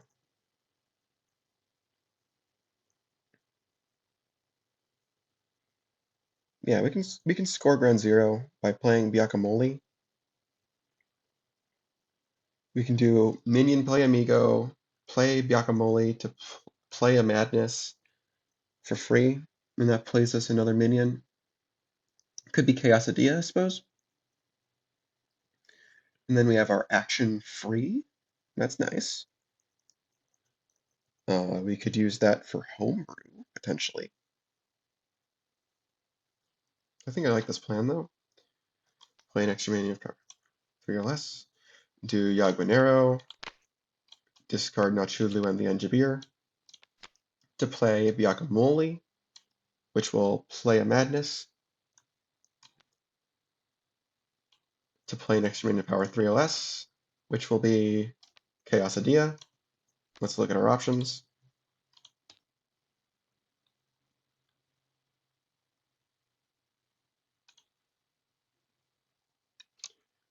We could do Eye of Asathoth to move some of our minions off. Move Chaosidia and the Amigo off. That's a nice idea.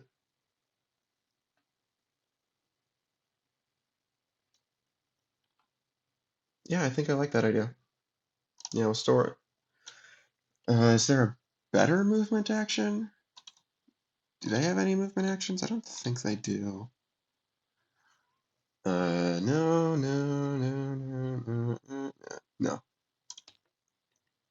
I'm just gonna store Eye of Asathoth. Where is Eye of Asathoth? Doesn't even cost them any madness to do that right now. Then they're gonna play Homebrew. Box 1, 2, maybe just the 2. They could box the 3 Amigos. I think in this deck in particular, this isn't a very valuable Amigo. And so we can I think we can afford to box it for 3 cards total.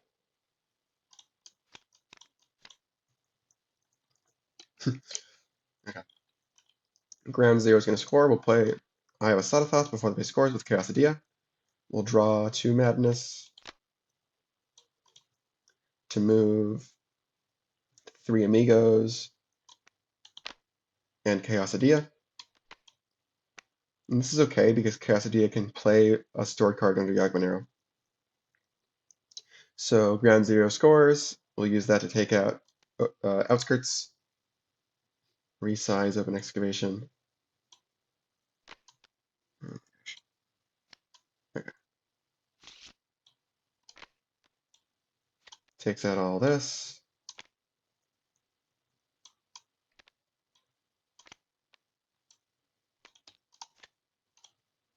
Outer Shores.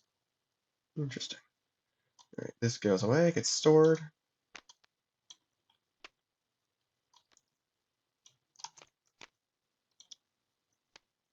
All right.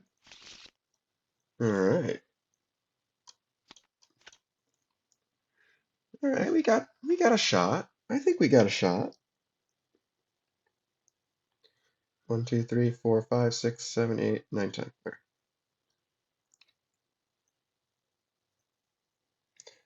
Although all they really need is presence on Withywindle, and then everything else just kind of happens on its own. Because they can be the runner-up.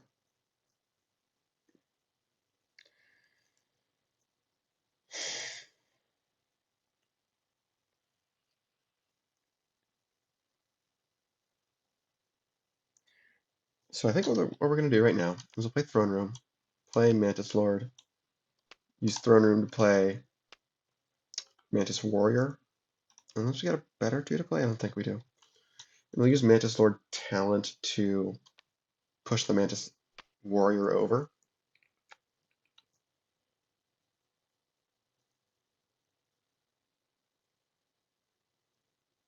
Yeah, and we can always pull it back if we need to. All right, cool. Oh, Terranova, that's nice if we need it. All right, what are these guys doing? They've got fine wine for a VP now.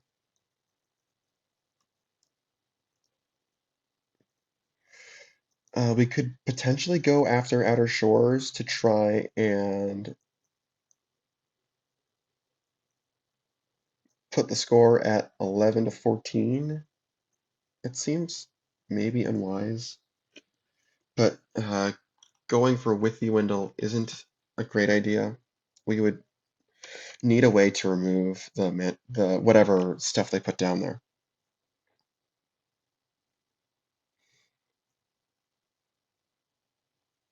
Okay, maybe the way we it's so tricky because if we put a bigger footprint down than the 3, that's helping them score Outer Shores, which would make them win.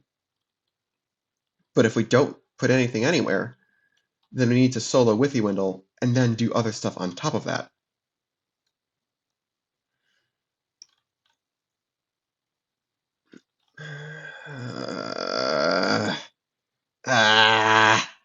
What are we doing? They do still have 2 madness. We do have to keep that in mind. Well, how much do we have? We've got the 2 in our hand, 1 in our discard. Okay, what can Brewmaster do? Brewmaster can pull in the Mantis Lord, and then it doesn't matter that they're the runner-up because they don't have any minions anywhere.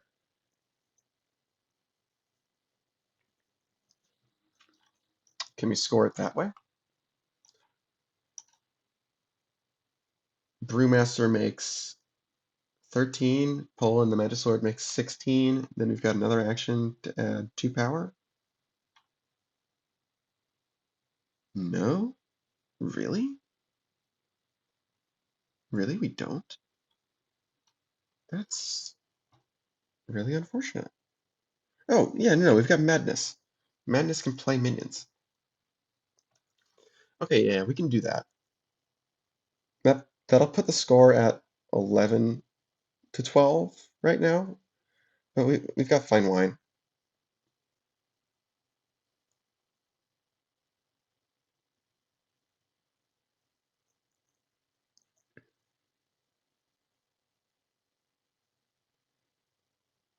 And yeah, we can use Chaos Idea, put the Guacamole on Warcrafters.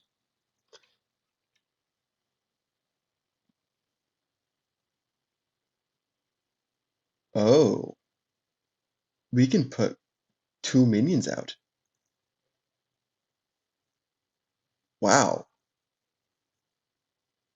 Withy Window's boxing these guys in. Whoa, okay. And then next turn they'll have fine wine for the last VP they need. They just they got to make sure they don't lose on Madness. They can take care of that later though. Yeah, yeah. Oh, okay. They really just have to make sure that they don't lose on Madness at this point. Because they can put minions on both bases to make Withy Windle's ability really bad for Geomantises. Oh man. Okay. So the way they do this is they do Brewmaster, goodbye discard pile, pull out Eye of Asatothoth.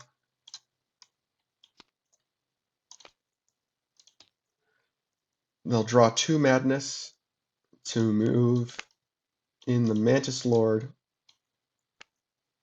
They'll play a Madness to play, I don't know, an Enkathulata. Yeah, Enkathulata is actually good for this.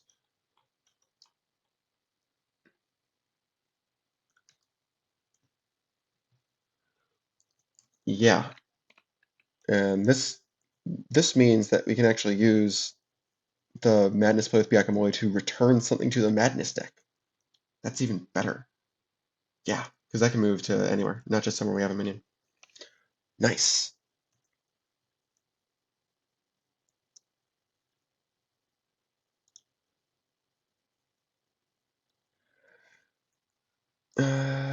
Do we have our regular action play? Yes, we do. So we can play Fine Wine. No, no, no. We played Madness. We played Madness. That's right. Yes, we played Madness. Okay, but all right. Before the base scores, Chaosidia will play a stored card, which is Guacamole. And put him on Warcrafters. He will play a Madness to return it to the Madness deck. We've played a standard action, so Encathulata can move and gain +1.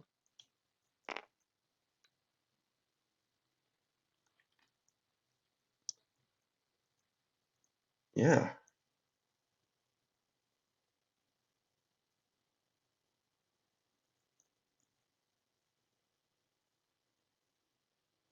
All right. And I don't think there's anything these guys can do to swing it. You know, they've got Pincer Attack, but it can only take out a 2. There aren't any 2s there. Yeah. Then they have to choose another base to score. If they choose Warcrafters, the game ends. Yeah, they don't win on Madness stuff. Do they have another Madness in here? They do. They would lose 2 VP on Madness still. But that only makes the score 13 to 12? Actually, 13 to 11, so they would still lose the game. So they're going to choose Outer Shores. So that's how the turns table.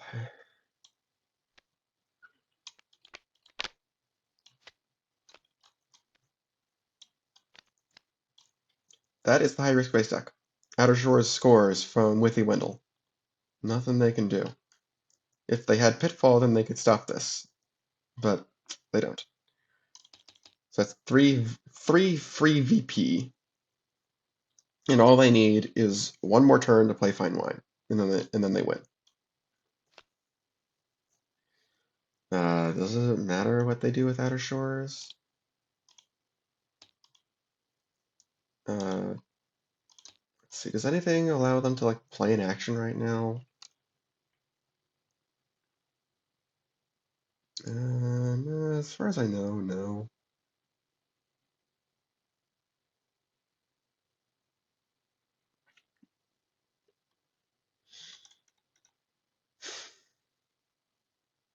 Who else is extra VP?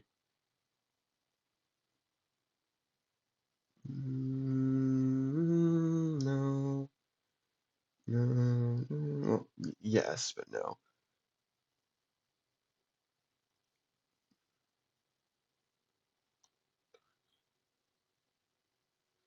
Yeah, okay, no, they're not going to win this turn, but they'll win on the next turn. And that's fine.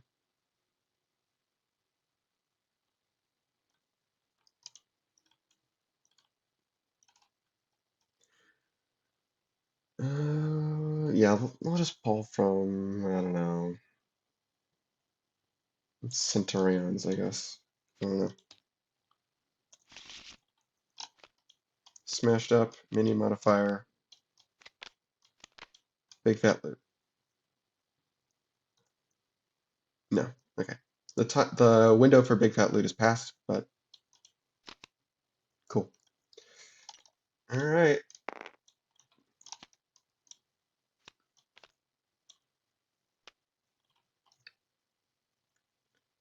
I'll draw 2. 1, 2, 3, 4, 5, 6, 7, 8, 9, 10, 11, 12, 13. And I'll get rid of Madness. I'll get rid of Cunning Snail. I'll get rid of Tortilla. 2, 3, 4, 5, 6, 7, 8, 9, 10. Cool. Oh, and this is gone, obviously. Well, that sucks. They were up the whole game, and then Withy Wendell. It's quite the base. Yeah, I mean, let's see, what's the best I can do? I suppose it would be, actually we can store some stuff under Yagbanero. Definitely not Cthulhu, I guess Garcidia.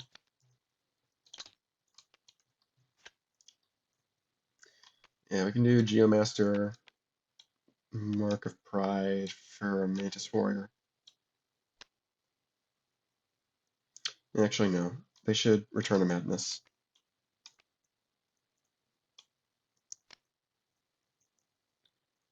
Yeah. Oh well.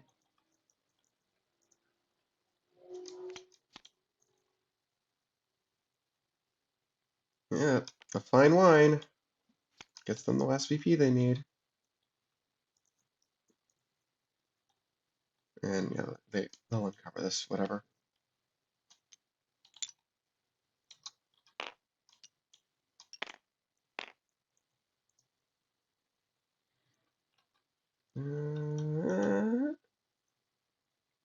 Anything else they need to do? Yeah, sure, they'll play Yeast Beast. Box this. Grab another Madness, I guess. Big whoop. Cool. No basis score, but game ends. And they've got, how much Madness? They've got one in their deck, one in the hand, one in the discard pile, so they lose a VP. These guys have, I think, still 2 Madness, right? Yep.